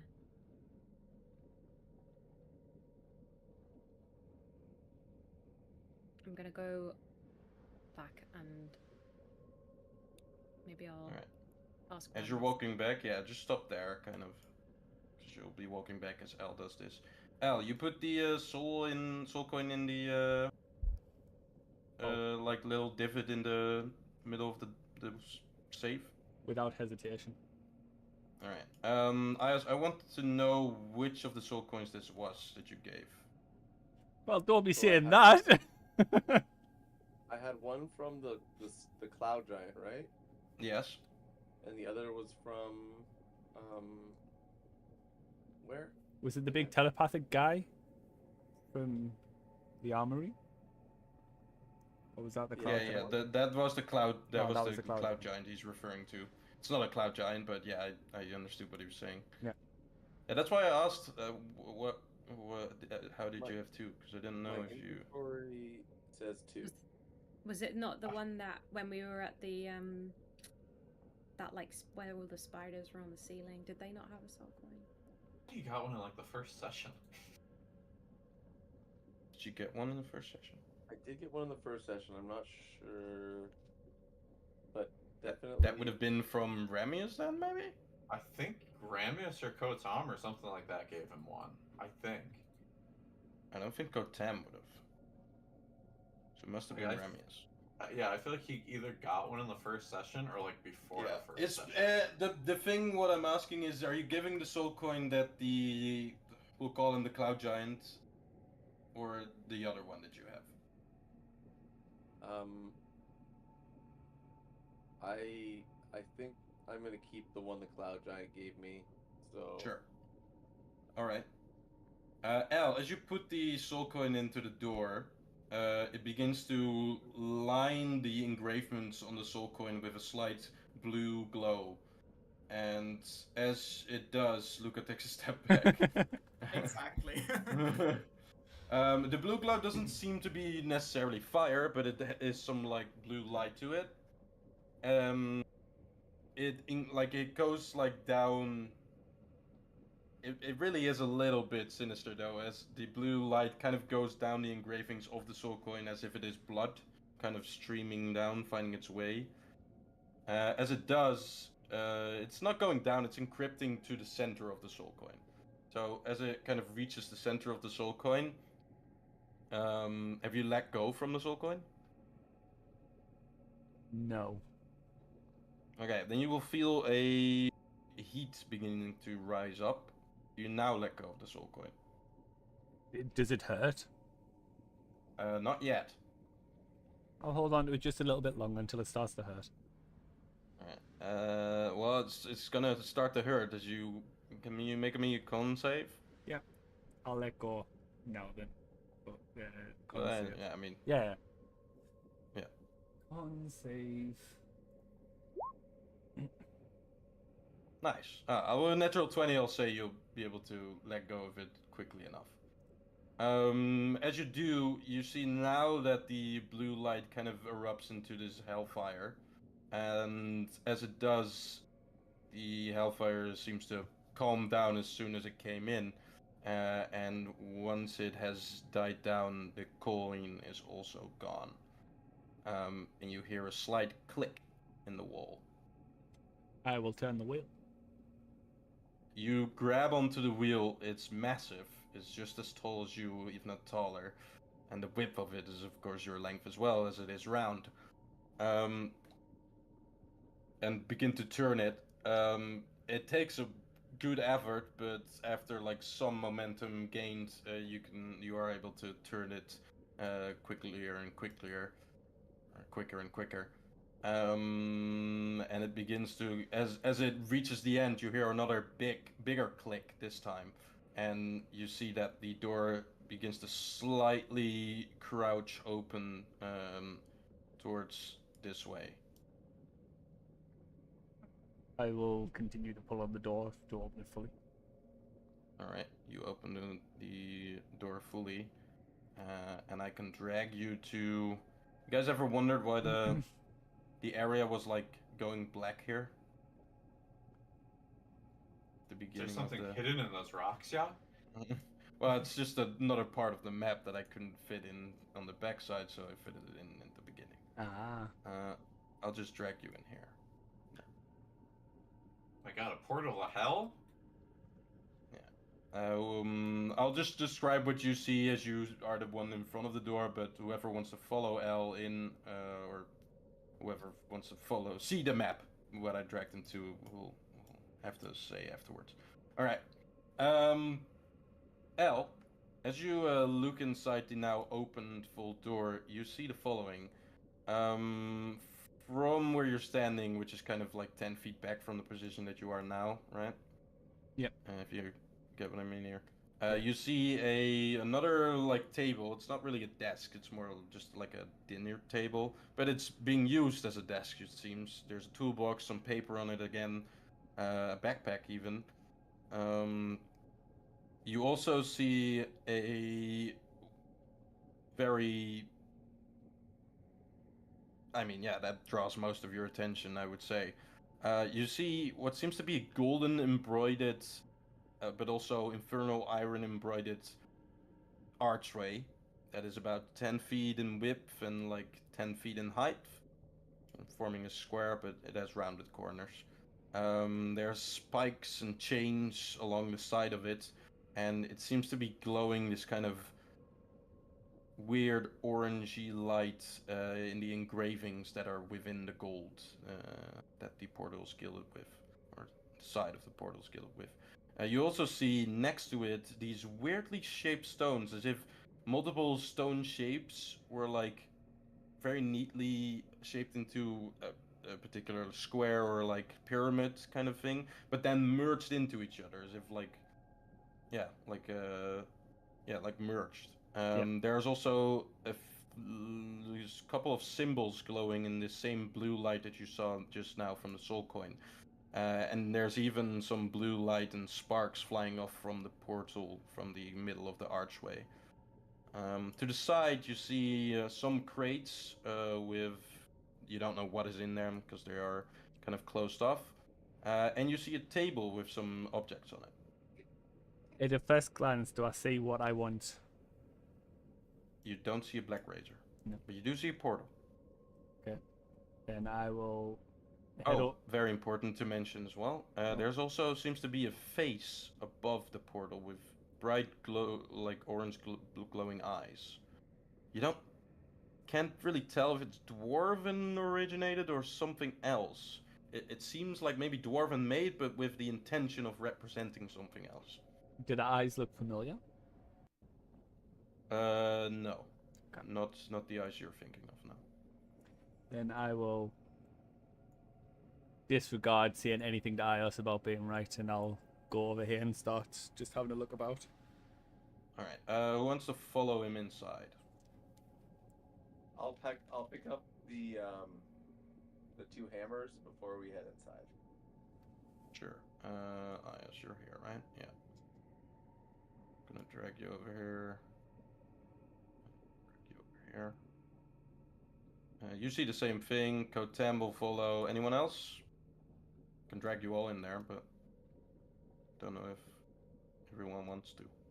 I wanted to ask. Wait, is Lucas still outside? Yeah. Luca's inside at the moment, but He's not in the outside though, vault. Not in safe. the vault. Yeah, not in the vault. Well, you're all in the vault, but not in the vault in the vault.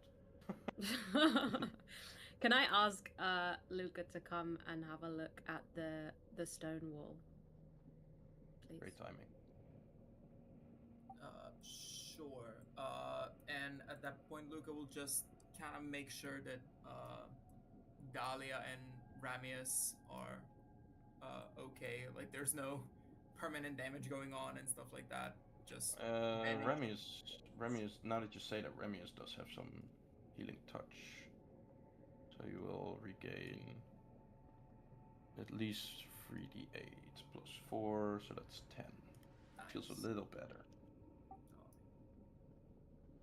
It's not looking great though. Yeah. He will say as you walk past, he'll say, oh, "Keep an eye on our armored friend." Yeah. That'll be good. Thank you. It gives Me? just a exhausted nod. Well, there's multiple armored friends, but yeah, you might think he's meaning to say you. Yeah, but That's one my is son. like walking armor. All right. Remember? Ios, as you enter in, Kotem will follow closely behind. What do you want to do?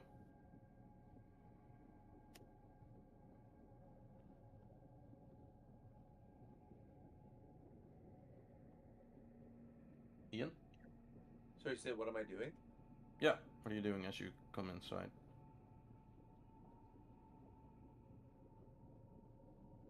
Ios will,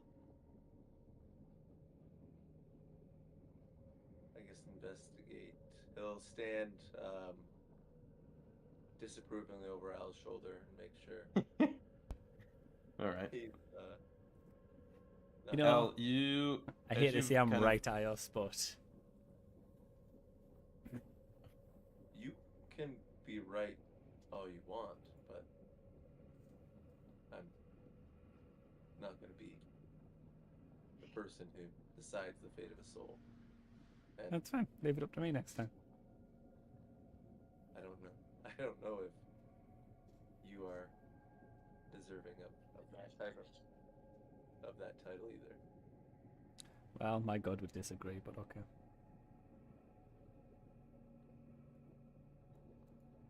I don't know if that's bluff or the truth. Anyways, Al, as you've kind of come closer to this table, you see that some crates here to the south of you have been cracked open and there's nothing inside anymore. Like I said, there are some crates still very much closed up and tied up. You also see on the table, I would say well, there's 5 items on there, but 3 are very interesting, the other 2 not that much. There's a goblet and a plate that seems to be fully gold, but they're just a goblet and a plate. There's even, if you look very closely with your elven eyes, some like food reserves on it still. on the plate. But you do see 3 very interesting items. One is what seems to be a bow. It has these feathers on both sides and a very alien-looking kind of design to you. In real life, it would represent kind of this Maya kind of pattern on it and colors. Then you have this big, what seems to be, you're not sure if it's supposed to be a hammer or an axe or a mole, but it seems to be dwarven made, gold of course, and it has this kind of black stone on it. That is supposed to be the either blade or crushing part of it. Yeah, Crusher teleports behind you. Then the last thing is the most absurd thing, as it seems to be the skull of a goat.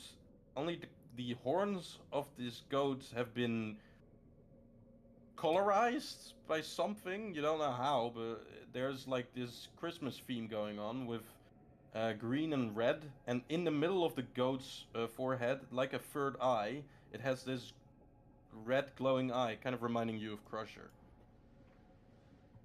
Can I just want to pick them all up, bar the goblet and the plate. I want to put the bow on my back. I want to pick up the hammer. As you hold the bow, you will hold it by the handle, I'm assuming. Yeah. You can now see that the blue string that was behind it first looked like maybe some ruffled up, like, just like very used string, but as you hold it up, you now sense and hear a slight glow, as this string seems to be made of pure, like, magical energy. Yeah, well, I'll definitely be putting that on my back. I will, yeah, I'll take the 3 items you described. I'm going to take, so as I'm picking up the hammer, I'm going to yell for Crusher. Sure. Crusher, you want to begrudgingly go, yeah. Alright. Well, I mean, Ramius will follow, so we're just dragging you in here. Just Ramius again, eh? There you go. Hey, So, Crusher. Sam, as you enter Crusher, I'll say that I'll also put away this radius for now, because it's a little bit distracting. You'll see Kotam is kind of looking down at something, this kind of destroyed statue of some sorts, or like sculpture. You don't know what it is, but he seems to be very interested in it. Ios and Al didn't really notice it before, but I notice everything. He has like really good passive perception. Kotam has as well. Yeah. Oh, that's what you meant. Yeah. Yeah. Yeah. Kotam has an even better perception than Al. Crusher, can you do anything with this? And I'll hand him the hammer. Oh yes, I think I can put this to good use. Sorry, Ios, can you just like scooch out the way a second, please? No, I don't think I Just toss it over him. Yeah, you can make like a choo-choo train and just hand it over like, to Ios, and Ios hands it over to Crusher. Yeah. Ios hands Crusher the other 2 hammers. Like, I also have hammers for you. Is this Yeah, kind of weird fucking... should I count these as extra light hammers? So you definitely have another light hammer. It's just a regular light hammer, but yeah, that'll do. Then you had the dwarven made one, right? That was pulled out of the smithy. Then you have the golden hammer that seems to be, you can treat it as a war hammer. It doesn't have a +1 or anything, but it's purely meant for smithing. At least you saw Malcolm kind of going to town with it on the anvil when you arrived. Keep that. And then you get handed this third hammer, which is considerably larger and bigger.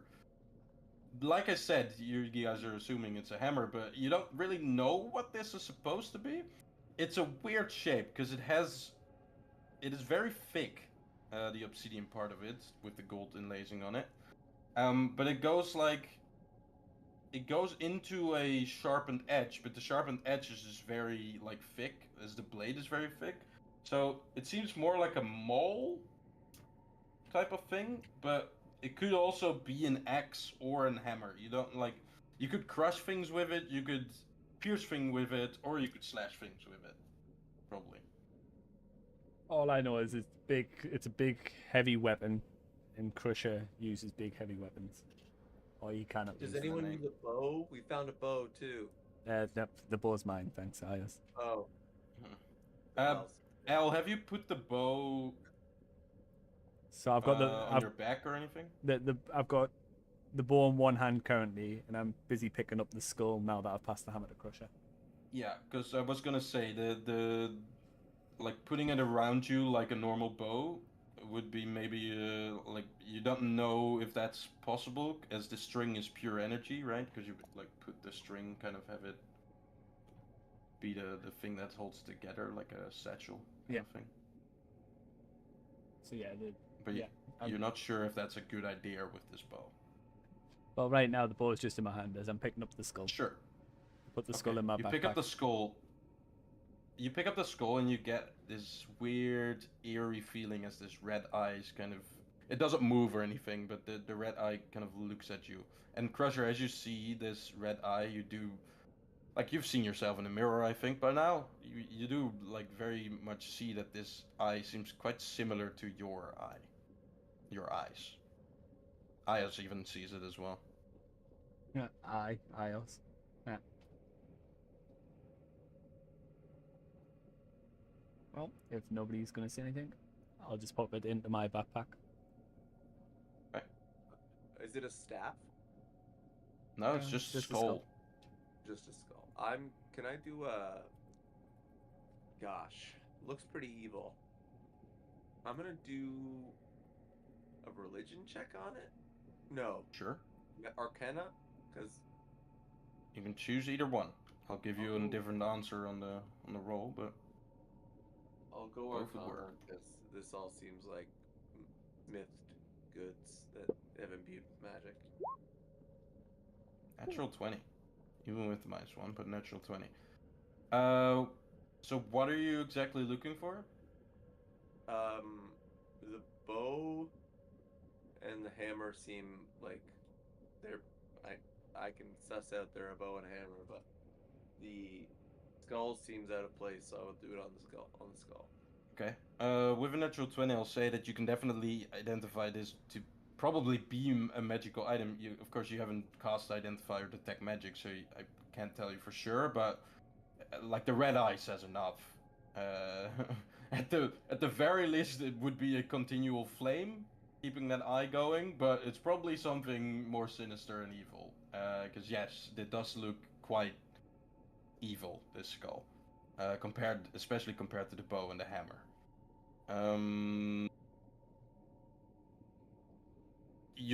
This is not being an obvious weapon. This would probably be a wondrous item. You don't know. You've never seen anything like this, but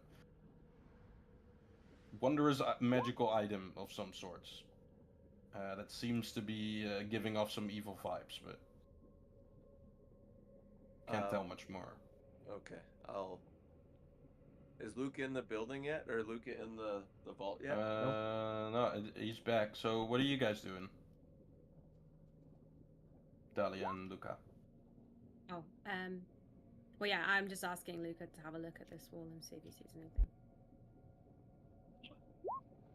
All right, and I'll try and give my best, see if there's anything that is inscribed that is made to be missed by an unkeen eye. Damn, backhanded. All right, go ahead. Ouch. Investigation or perception? Oh, I really didn't mean to offend. What did you say? Investigation? Or perception, or arcana, or nature, whatever you want to try and figure out. Yeah, all of them are still the same. 15.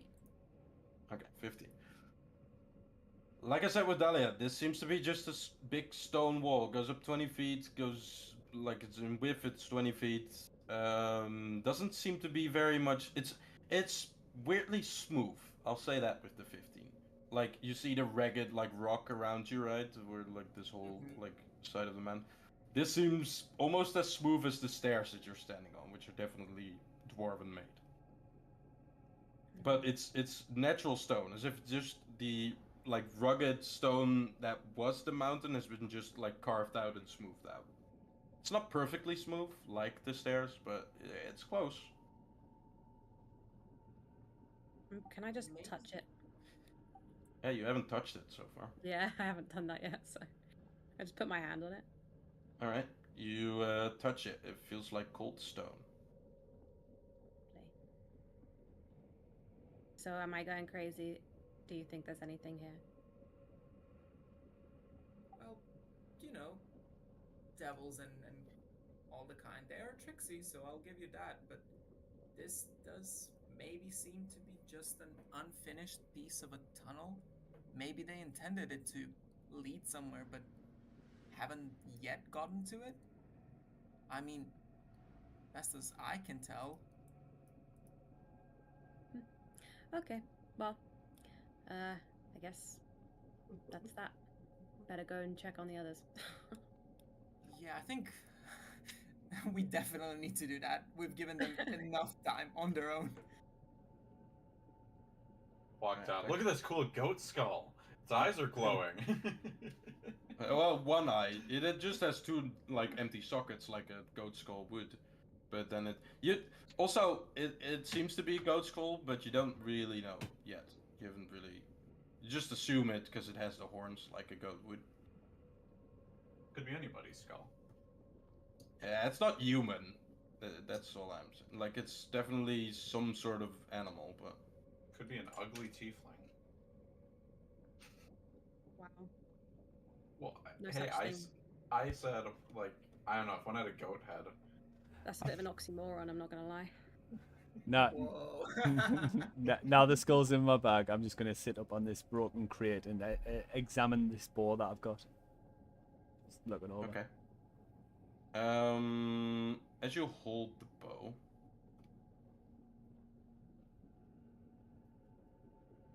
you've been using the vorpal sword a lot, right? Yeah. Okay, that's a short sword. I think that's what you put down as. I think so, yeah. Yeah, short sword. Yeah. Alright. I'll say that because you're holding it a little bit like you would with the vorpal sword, because you've been using that a lot, I'll say that the bow begins to change.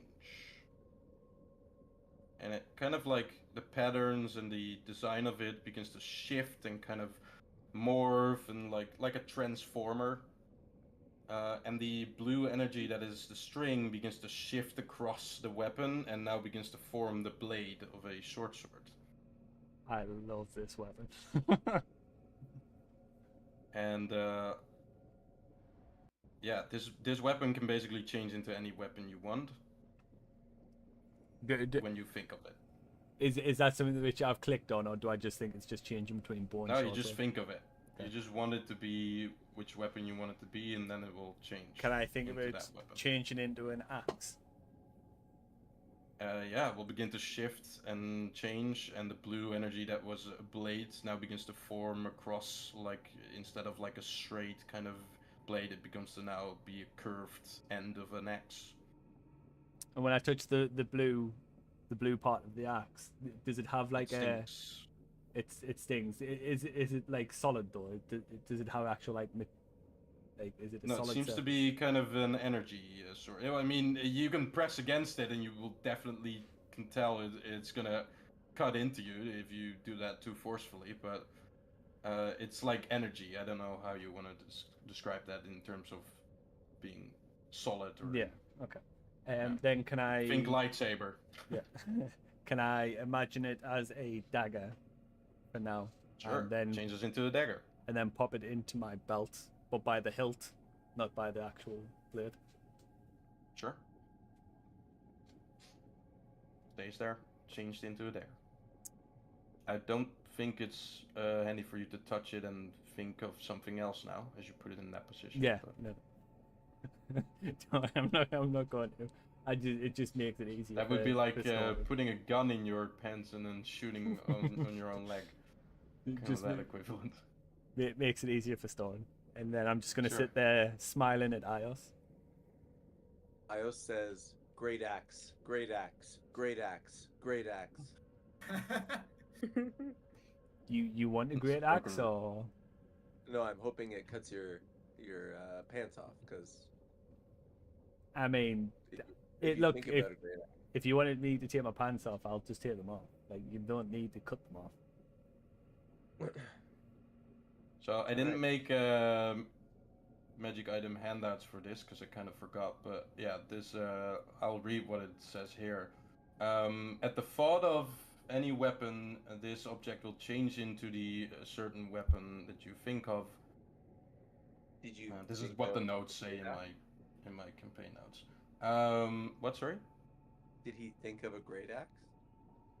I've got to No, be sorry. touching it and think of a Yeah. great axe. While touching while touching the handle of the weapon, at the thought of it changing into a certain weapon will change. It is considered a +1 weapon as well. Cool. Cool. And it does force damage. That will remain on my belt for now, untouched. Thank you very much, Ios. Yeah, it doesn't require attunement or anything, so anyone could touch that, think of something, and then it will change while it's on your hilt still. Well then, Hammer. I will put this into my backpack. Let me just make a sleight of hand check for 1 second. 32. Yep, you have a fucking X in your nuts.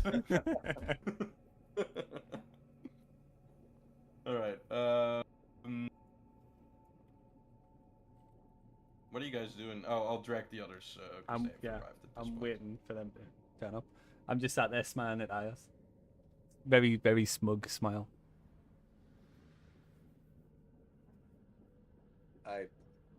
Ios smiles back genuinely. He's like, this is a great find, Al. It's I'll say this as Luca and Dahlia are coming in. Sorry for the interruption, Ian. But Dahlia, Luca, you see a lot going on. Remy's kind of just holding an eye on, well, the vault now as well. But as you guys enter, he will kind of nod towards you. Kotem is still kind of looking around what is happening with Ios and El, but also still kneeling down at this broken structure. Crusher, you're standing just in the middle, kind of just taking it all in. Admiring his 3 new hammers. Toy. Oh yeah, of course, yeah. Crusher is holding his big new hammer mole X thing. Ios is having a conversation, and on Al's part, you see that he puts something in his backpack, and you also see a Christmas-themed horn of what seems to be goat kind of horn sticking out of his backpack. Interesting. Please tell me you all found that and then just sacrifice a goat. We found it. I'm gonna see what's in these crates whilst. I don't know if that makes it much better, but give you that. Hey, let's not remember that crown you're wearing on your head. We found that as well. Not this one. We didn't. The crown Well, it you got used to turned wear. into- Yeah, it got turned into this one, so. Alright. Do you wanna rummage through these, cut open the they're kind of bound by these ropes. You wanna Yeah, cut I'll open just the ropes I'll and just open start them? cut open the ropes, see what's in the crates. Okay. I'll say that with the 3 big crates here, you find, or no, there are 4, right? Yeah, there are 4. The little one here in front of you, you find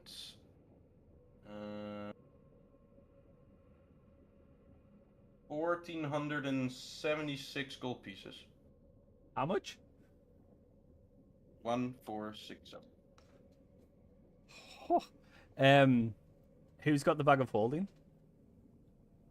Ios. I will hand Ios 1,000 gold pieces to put in the bag of holding. Sure. Also, in terms of the golden plate and the cup, plate is 30 gold pieces worth. Oh, on the And then Bench, yeah. Yeah, on the table that you left. And then the goblet is 15. Do we have a bag of holding sheet on the go? Yeah, player items, bag of holding inventory. I'm updating it now. You already did. Okay. Oh, actually, I can't update it. It's not letting me. Somebody could. I don't know who has it. Is it Alex? I'm sure. No, it's Ian that has it. Oh. So Ian, you can update it. Oh, okay. I'll like granted the editing power to the one that is holding it. Right. Okay. See, I'm not a bad guy. Sorry, you only gave me 1,000 gold. I did, Like- yes. What do you mean only? So me that's the 1,000 first gold. crate. That's the first crate. Yeah. The second crate, the one behind it, holds 100 pounds worth of unedited or unmolded infernal iron ore. £100. Fuck no. Okay, I'll hand that to Ios as well for the bag of holding. I'm not sure that all fits. How much does the bag of holding? It's 500 pounds, I think. Then the third crate next to it. Yeah. Holds what seems to be a body. Oh, lovely. That goes Can I straight do into it? my backpack. Yep. Just start stuffing it in. It seems to also be very, very old. Is it like it? Is it desiccated? It's like a mummy kind of thing. Is there anything else other than the body in there? Or just the body? You can't see it clearly because whatever the bottom of this crate is, it's covering that up. Can I drag the body out for Dahlia and place it on the table? Sure. As you grab on hold of the body, the skin die. on its bones kind of seems to seep off it like a very easy crust that goes off the bones by like the slightest touch. But you are able to grab onto the bones, which kind of this body is barely holding on to itself. It's like as you drag it out of the lift it up with your mechanical arm, you lift it up from the chest, like his right foot just falls off into the chest again. Whoops. But does it have any cool loot in the body? The body is naked and just like gray blackish from the long time it's been there. On the bottom of the crate you don't see anything other than now a food. Well, okay, so the crate's empty underneath it. Well, the Yes. body's now on the table for Dahlia to have a look at because I know she likes dead things. Sure. And I'll draw it as the table is now. what about the last crate? Because you said there was 4, right? Yes, I love this drawing. there you go. That one. Last crate holds 2 soul coins. Okay. What a deal. Take the soul coins. I see Al picking up the soul coins. Can I see that? Yeah, I'll say. Okay. Are you taking both of those?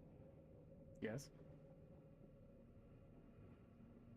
I feel like I would like one. Would you What? consider giving me one? I would. It's a useful thing to have. Remius will say she has been helping us out recently. I know. But I may ask a favor in the future. What's that? I don't know what it will be yet, but I may ask a favor in the future.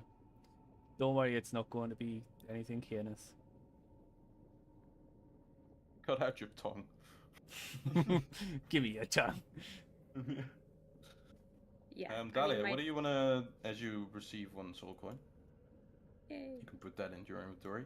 What do you want to do as this decrepit, almost falling apart body has been now laid on top of this now empty table?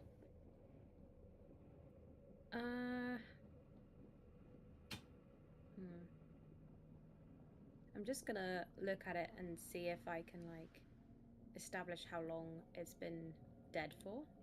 Sure. Make me a nature check. Not a medicine. Wait, no. Medicine is fine as well. Yeah, you can do medicine. Both would work. I was going to say, Nice. can I assist since I dragged it out and had it like Sure. look closer? I'll say you can I have assist. literally got an 8. So was that another what? Fuck, flipping. Yeah, you got a assist, critical. which gives you advantage, Yeah, so you'll so have you got 20. 20. Yeah, I'll give Oh, you. Thank you. I'll say this: you notice two things. As El's helping you with this, I'll say that you notice a second thing here. But I'll first describe the body. It seems to be definitely humanoid. It seems to be that it's been in that chest for a long time, or at least it's been dead for a long time. Like I said, it's kind of like mummified itself. It's almost the flesh is almost falling apart. At least a few months for sure. It's been very well reserved though. You don't like maybe the magical nature of this vault or something, or just the chest itself was very well sealed off, and nothing has like really gotten into the chest to like eat up the body itself. So it's just been drying in there for like 2 months or 3 months or however long. Being that it has been there for so long, you can't really tell anymore what it was, even with a 20. It's definitely not tiefling, as you would see the horns. Yeah. But it probably isn't halfling because it's too tall. But you don't think it's dwarven, but like any of the races that is kind of the similar height as a human, which are quite a few, yeah, no idea. Like any hair would have fallen out and has been disintegrated by this point. The skin is so gray and black that you can't concern any color, which it would have put in. Like the facial structure is kind of sunken into a point where this could either be the skinniest elf ever, or I don't know. Like, yeah, you have no idea. Humans like length. Cool. Now, on to the second thing you notice.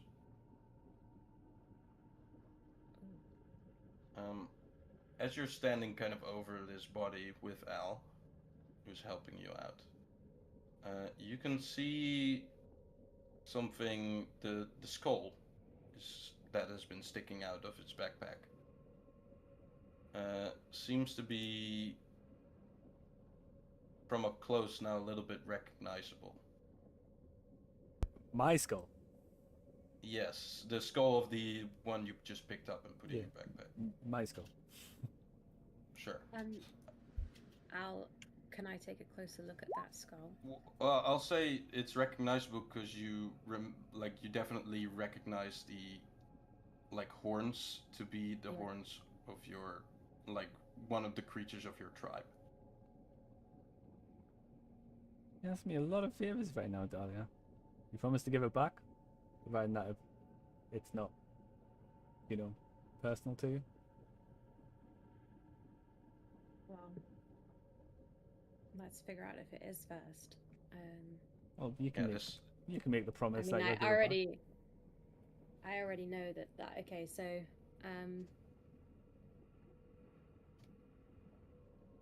you can so reveal whatever creature it is if you want to, but so I would imagine then it's a barrier skull then. Yes.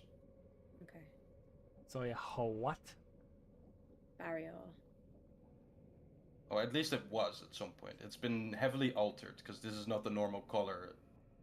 Like if I move the head of this guy, it's not the normal color of any barrier,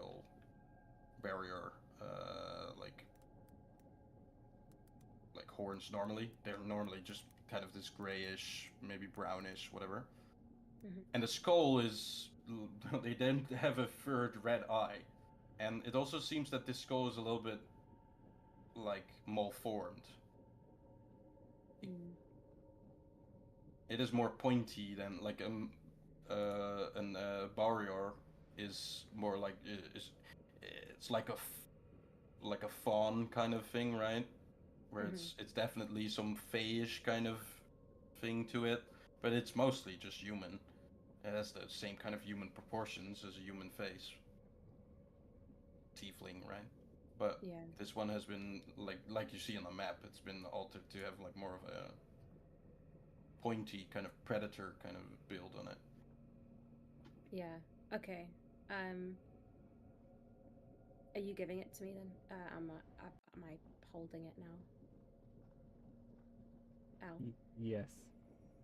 Okay. I don't know. I'm gonna look at it and I'm gonna be like, You look at the red eye, the third one in the middle. Yeah. As you look into the red eye, it's more like just a red glowing light, but being on that like really like third eye position, you'll assume it's kind of meant as this red third eye. As you look at it, you get like you, Al, when you picked it up quickly. You kind of nonchalantly just put it in your backpack, but Dali, you get the same feeling that Al just had for a brief moment, but now because you're really focusing on it, you really get that feeling. Just this weird feeling of dread and like eeriness as this red light just stares into your eyes. It doesn't move or anything, like I said before, but it's just, yeah, there's this unnatural feeling to it that kind of engulfs you. yeah. I Well, Dahlia's just gonna be, I guess, frustrated. I feel like, from her perspective, this is like a disservice to, or it's like they've messed with the natural Mm-hmm. order of things, so she's obviously not Yeah. happy. However, this thing died, it probably didn't die naturally. That's for Yeah. sure. And it wasn't even natural when it died. I will also say, like, as this kind of feeling is engulfing you, you know the like shot that sometimes happens in a movie where like the camera gets closer but they zoom out, so you get that weird like effect. Mm-hmm.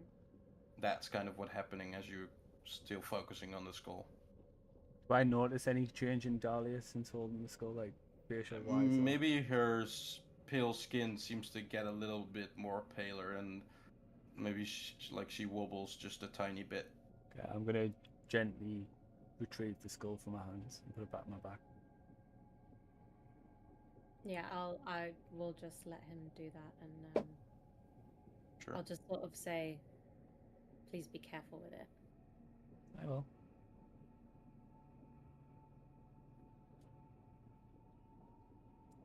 So, shall we go to hell, guys? Which one? Kotem says, kind of calmly. Whichever one that portal takes us to. I guess we have no real control over it, not being able to control the portal. Well, I don't know if that's really the case. You see those glowing blue things on the stones here? Yeah. Are there the symbols of the... Those are the different symbols of the different layers of hell. And as I counted, there are 9. Of course, in the map you don't see all of them because they are on a certain angle, but... So what? Avernus is the first layer? It is, yes. I think that's a good place to start. Are the circles of hell, how do I say this? Do they get progressively more dangerous as we go and descend? Yes. It is a known fact by most people or creatures that travel the hells that the further you go down, the harder it gets to even go through them or get up again. Well, as a small insight, we almost got our behinds, forever swearing, handed to us, and we're not even in the hells yet. So Maybe Yeah. first layer then. that first layer does make sense. I like when we agree Great on things, idea, Ayos. Al. my boat is parked, or ship, sorry, I should say, is also parked on the first layer of hell, the furnace. It seems to be settled then. Luca, do you agree? Do we know how to actually select one, by the way? Oh, sorry. The portal, the archway, seems to be sparkling and like giving off this blue kind of fiery energy, like the hellfire of the gems and stuff. It doesn't seem to be like it's just kind of enclosing the sparks, and the blue fire is kind of enclosing the edges of the archway and not like fully filling it in. It seems that some interaction with these stones will probably activate it fully. But at this point, it's just kind of in a standby mode. Are you here, Fu? Yeah. I Okay. just wanted to let you finish. Sure. Yeah, I don't know. I've not read much about the hells. I guess I never thought I would need it. But I agree. First layer we go. Can only get worse from there, right? So yeah. I say we better start slow. And then as we learn our things, the difficulties will come at least a little bit easier, right?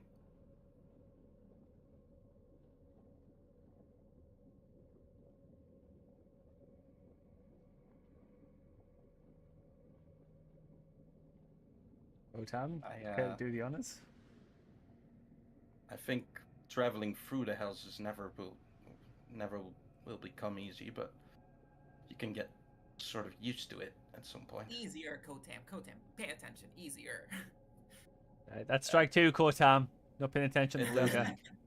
Especially if we're going farther down, it gets harder, if anything. But like I said, we can get used to the harsh conditions, I think. I have been for many years. Can you activate this portal core? Well, I've never seen a portal like this before. I assume that touching one of the symbols that would activate it, but I've no idea, really. Take it you you know. know which symbol is for Avernus. Oh, yes. It's the plate. And you see as he points to the underside of, like, this one, you see what seems to be a straight line with a small divot going up instead, or going down instead of up. This one, but then reversed. Oh. Search the symbol and let's get going. Wait, do you want to go now? We could take a little bit of a rest if we wanted to. We can rest when we're dead. What So, he said. now, Crusher. That makes you rest now, I guess.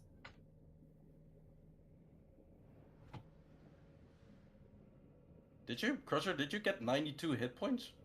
I have regenerate on me. Yep. Oh. I got a hit point every 6 seconds. Yeah, that's true. Have you been counting that? I mean, I haven't been counting. I've just been adding 3 on every once in a while. Yeah, that's fair, sure.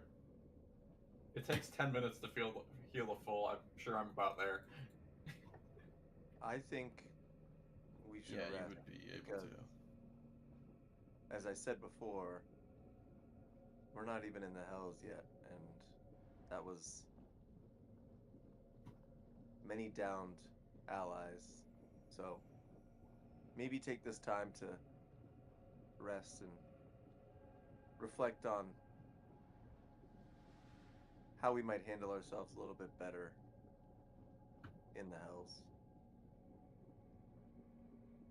So take a long rest and then let's go. I think we can't take a long rest. We just finished a long rest and then came here, so I think the best we can do is a Yeah. short rest. You can't do a long rest. Yeah, we need 24 hours to pass. Also, Remy's will say this and say, we are still inside a vault that we've illegally Yeah. broken into. Fine, short And, rest and then we'll move. Also, who knows if this portal can open both ways. So I don't think resting here for a long time is a smart idea. Something might come through from that side. Al, as an expert on things that go both ways, do you think that something could go through? Is that a gay joke? What are we talking?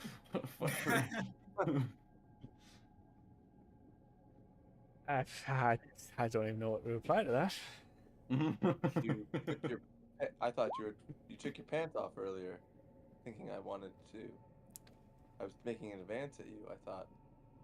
Yeah, Well, Surely. you know, No? I'm comfortable in my skin. I'm happy to get my penis out if you want to see my I penis. see. Okay, please don't do that. I don't know. He's asking him to do it. Like, Remius will say, Misunderstanding. I don't think it's necessary for anything of that sort of thing to happen, but we can take a small rest. Do we want to close this door? Because I don't see a particular soul coin debit on this side of the vault. I say leave it open in Yeah. case we have to come back out this way. And also, I don't want anybody else wasting a soul coin just to look at an empty room. Mm-hmm. Kotam will kind of look towards you, like as I'm assuming everyone is kind of taking up a position to kind of take a short rest a little bit. Yeah. Kotem will kind of look towards you, look at. He'll see your loot on your back, and he'll say, "Have you noticed the thing destroyed here?" As he points down. Yes. What about it? Well, I mean, can't you see what it might have been? Here, take a look.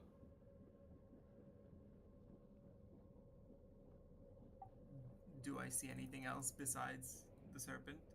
I mean, you can see that this is serpent shaped, but you can also see that what's broken from it seems to be leading onto what seems to be the.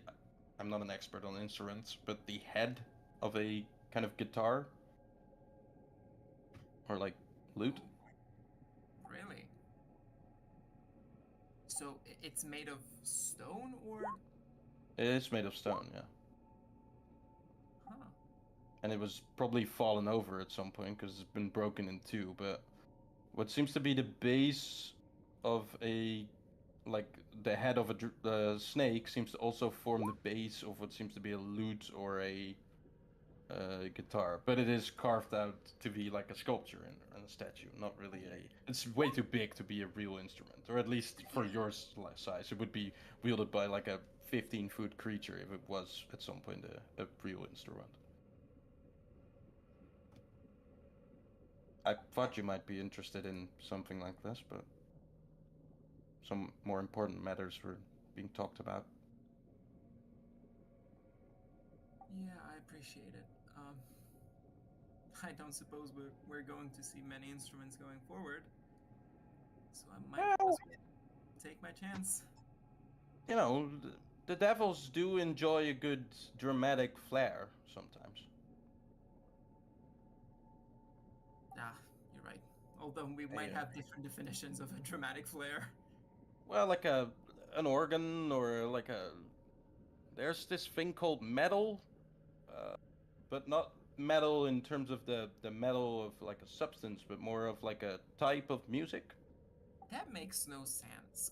Why would they call it like a substance? That's so dumb. Like anybody who does that is dumb. Well, it's the amount of sound I think that just creates the title.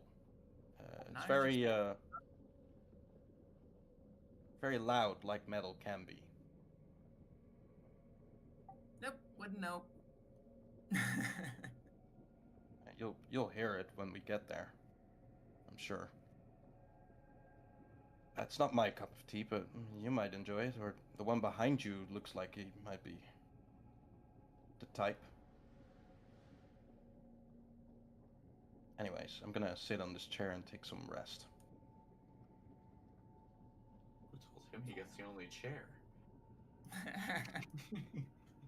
He might be the oldest, you don't know. You don't even know what race he is.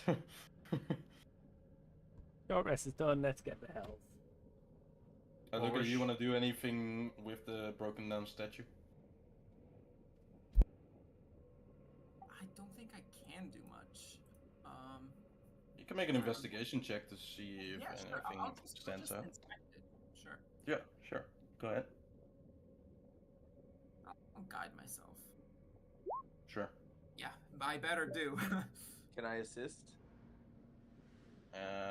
I'll say you were resting, but I think he has it covered with the guidance on himself. All right. Oh yes. Especially with an 11, yeah, definitely. Where was that when I countered? Well, I miscounted. So that's 25. Yeah. You notice the same kind of patterns, these Mayan kind of, I don't know what to call them in D&D terms, but real life Mayan kind of patterns on the snake and on the instrument, like the weapon that Al was holding for a little bit. Mhm. But of course, this one is a broken down sculpture and statue, and not really the same type of materials that the weapon that Al has now. Yeah, and we don't know much about like a culture that specific style is. Yeah, you have never even seen this style, and you've traveled across most of the north of like Yeah. the Sword Coast at least, and like further inland, but you've never seen this kind of architecture or design or style. No way. All right, and just nothing major, just a quick check. The papers here don't have any like written language on them or anything that could like give me any useful information. They do have written language on them, but most of it is just scribbles of designs of like weapons or like mining like plans. I'll say this: roll me as you're investigating this, I guess. Roll me another investigation check as you're rummaging Alright. through these. You don't have the guidance for this. Yeah, an 11. Yeah. I'll say you see some plans for expansions on the vault. Hey, I'll call over Dahlia. Sure. Yeah, I'll just show her the papers. See, they were digging some more tunnels. Dahlia, as you take a look, you see that there are some plans on. You see kind of the bird eye view that you would get from a map like this one, but then in a more simple, more like simpler design. And you do see some plans coming from that, like stairway case you were going up to. Oh. Well, that's interesting. You also, well, roll me an investigation as you're being held up this document in front of you. You might see this.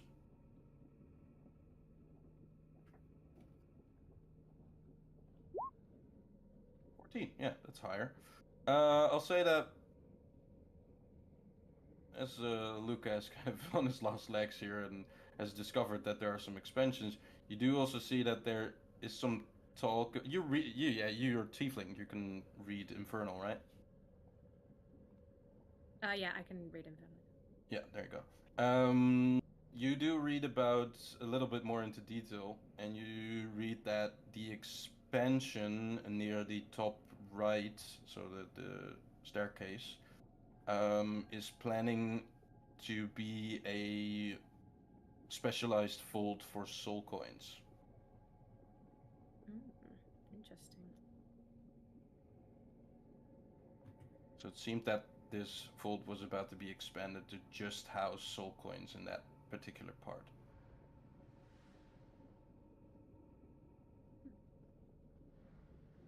Interesting. Well, at least I'm not curious about that anymore. That's a good thing. Can I also have a look at the thing that Luca was looking at, the broken stone? Sure.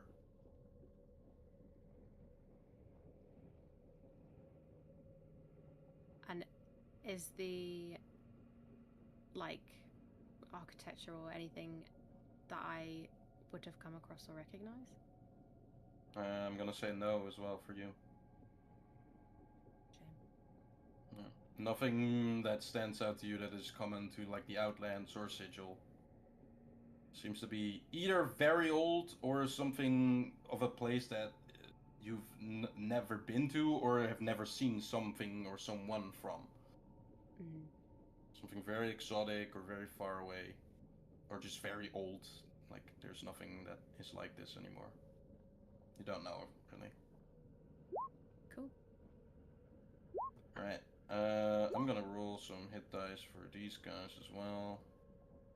While we're waiting here, if Luca has the time, Crusher's gonna ask him to look at his cool new weapon and figure out what it does, if it does anything.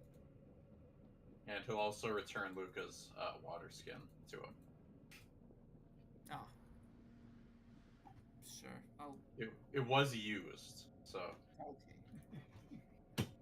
I'll just take it, then not say anything and put it like around my belt. And sure, I'll cast Identify. Okay. This is a +1 weapon.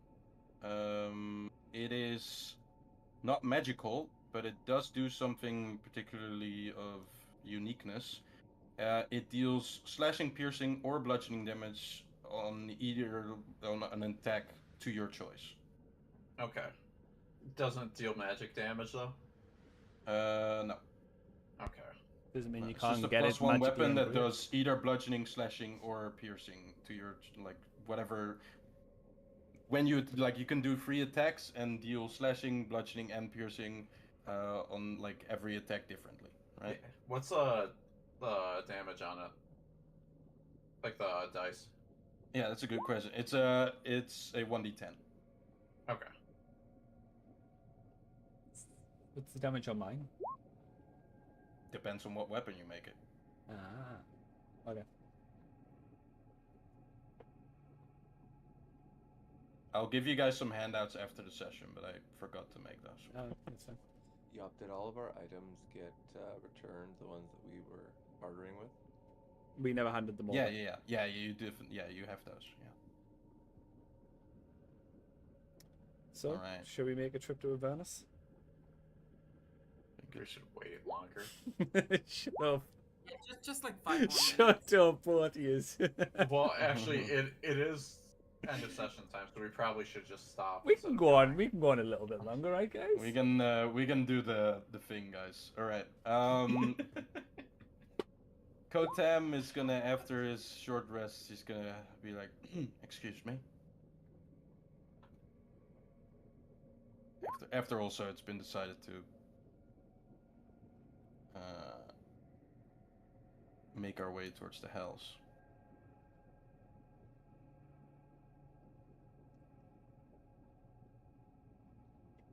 He's gonna reach underneath the stone. As he reaches underneath the stone kind of morphs itself and turns upright so that now the part that he wants to touch is kind of easily accessible to him.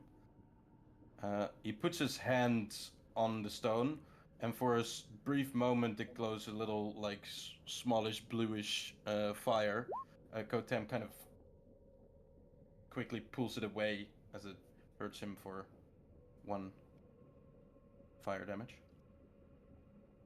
And he's dead. No, just kidding. Yes! Yeah. And with that spark of blue fire on the stone, on the merge stone in front of him, it also now ignites the blue fire that is shooting off these sparks on the side of this archway. And it kind of becomes heavier and heavier and more intense as Kotam takes a step back. The blue fire now begins to creep in to the center of the archway, and there's these sparks flying all over the room. It ricochets of the stones, of the merged stones in front.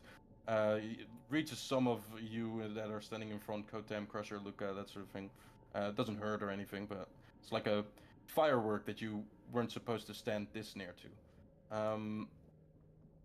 As it engulfs the whole backside of this archway, it fills it in completely, and you see just kind of just curtain of blue fire. The sparks kind of douse down as it um, like has filled up the archway completely. And one more thing that happens is you see that the orange eyes above the gate seem to glow just a little brighter, just for 1 or 2 seconds.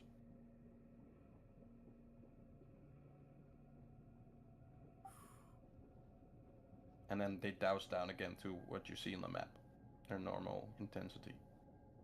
As that happens, and the portal is open, you see Luca definitely shaken, but in that moment he takes on his fear and steps in front of the portal and then turns back towards everybody. And he says, Sure.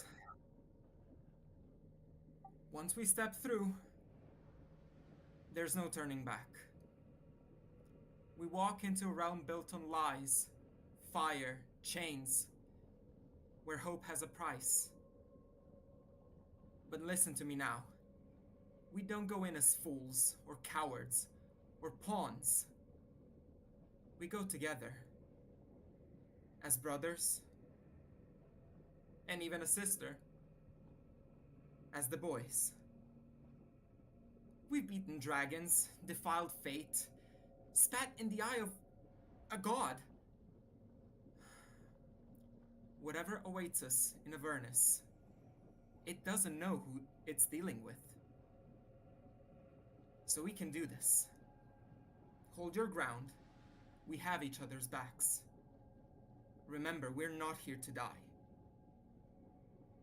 We're gonna bring hell to hell. And he's gonna give everybody 15 extra hit points Wow. from Inspiring Leader. Damn. Would be 16 actually. Nope, still 15. My bad. Not leveled up Even yet. even Kotam? Even Kotam. Wow. I don't. And then everyone goes to the bottom. Alrighty. As everyone goes for the portal, I'll do like a little bit of music. Is this? I actually Me. have to go. Yeah, we'll finish this up. Just 1 more minute here. Before we get through, I think we all need to leave. Yeah. Yeah. As you guys walk through the portal, you will begin to see the curtain of fire. Yeah, funny. The curtain of fire intensify. I love how Fuchs not knowing this now. There you go. All right, the curtain of fire kind of intensifies as the first one walks in. It doesn't do any particular damage or anything, but it will blaze bright blue flames as the first one walks in, and it will repeat itself after each one does. I'll say that this was the last one to go through the portal. That would be me. Okay. Al, that- as you walk lastly through the portal, every one of your friends or neutral allies has disappeared. Yeah, any last words as you're the last one to go through?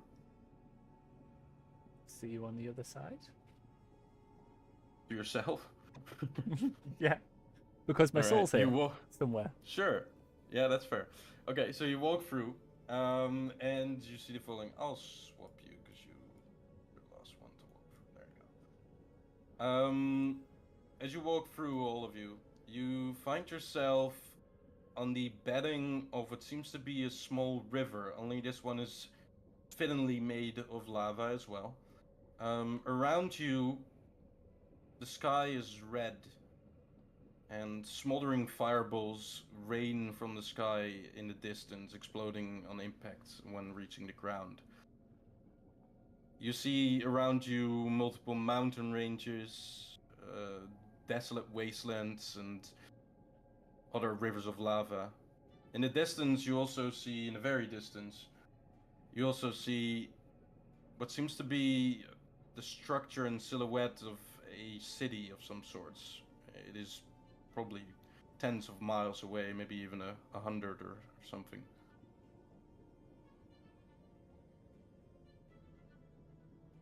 Nearby, to one of the mountains that is kind of next to you, to the northwest of you, you see an opening in the mountain. The opening of a cave. Where you also see to most of you, a familiar face. Or at least familiar creature.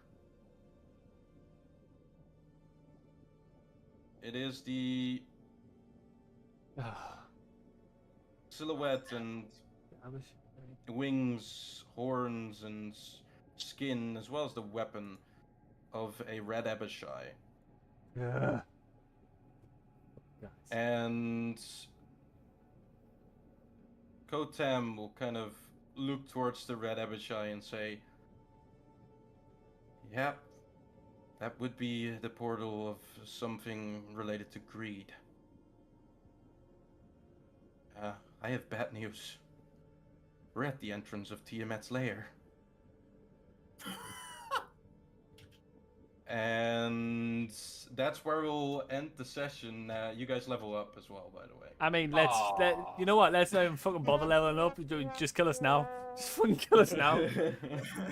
We barely made it past Tiamat's fucking aspect or whatever the fuck it was.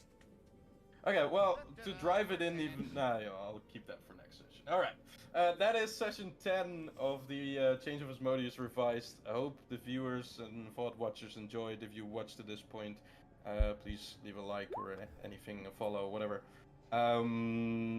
Thanks, guys, for playing. That was an interesting... I didn't know that would take this long, but I enjoyed it taking this long. It was a good prep for what is now to come. We have made it to Avernus, the first layer of hell, guys. 10 sessions in. Well done. Book, Alex, I'll send you my PayPal later, yeah? Suddenly I have to go, so... So, why are we PayPaling each other? In the Twitch chat, because I put the title, like, finally we descend this time we finally descend or something like that, because the past, like, 3 sessions have been we descend, we descend, we it's end always the like hell. that, though. And yeah, right at the beginning they were like $20 that we don't get there this episode, which is why you guys have made it. Which is why Alex kept going. No, I think we can just stay here for more longer. It's end the session. It's even why Vuk was saying no. We'll just remain here. Oh, we got a 9 and a 2. Great, Crusher. Well done. Yeah, you guys can level up during this if you guys have enough time. For the ones that do have to go, I'll see you guys next week, I think. I'll be staying around a little bit because I want to see what you guys do for level ups and stuff. And I also have to make free handouts for these weapons or items. What do I do about my level up? Do I just level up normally for now then? Yeah, I'll say that. Do it for now. My level up's done. It's a lot of work. Thank you, everybody. A lot of work for something that's not going to matter. I'll see you guys later. See you, Phoenix. By the way, Phoenix, if you do need help with your level up, just message me and then I'll try and help you out. But if you can do it on your own, then that's fine too. Whatever you want. Cool. Yeah. I mean, I'll try. You might notice that my whole Yeah, go ahead and what we'll do is you do a first try and then I'll go over it. If there's anything I note, then I'll discuss it with you. Okay. All right. Yep. See you later. See you later. Boy. Guys, I went into the Character Mancer and it says I can't use Character Mancer because I have a custom class. I'm a fighter. Wait, that's interesting. Wait, why does it classify fighter as a custom class on my sheet? What? Do you have it on your... Why are you going into the character? Are you doing it? I didn't need Character Mancer anyways. I'm just gonna not use it ever again, I guess. I never use Character Mancer. I find Character Mancer, especially with like multi-classing doesn't really work that well. I usually use it, but I guess I'm never really gonna get a class ability ever again, so I don't really need it. Well, I've What now does got to that sit mean? and wonder. It What means I'm I'm a gonna do. fighter. Okay, true. I'm max out at level 9. Deep in the heart where the tall trees rise. This is gonna be a good level up for me, I'll honestly. I'll throw in some more. Secret realm beneath A the little bit less intense. Right, bye guys. The moss it Alright, See ya. whispers the I gotta go. birds Bye, Blade. it holds.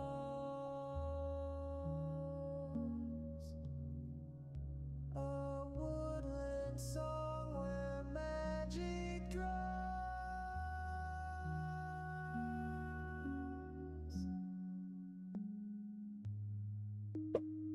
Oh, the leaves they dance, the branches sway through the night and the break of day. Our woodland home where dreams take flight, a sacred haven bathed in light.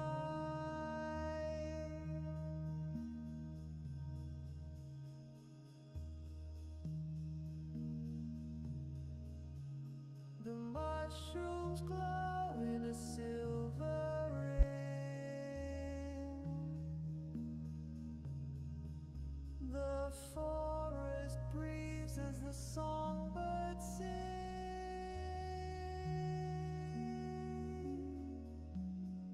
Roots run deep and the canopy wide.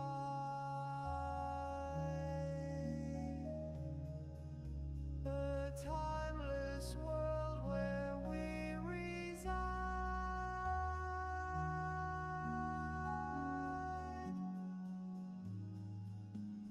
Hear the echo of ancient lore through the hollow and forest floor. A symphony of life untamed, where every shadow holds a name. Oh, the leaves they dance, the branches sway through the night and the break of day. Our woodland home where dreams take flight, the sacred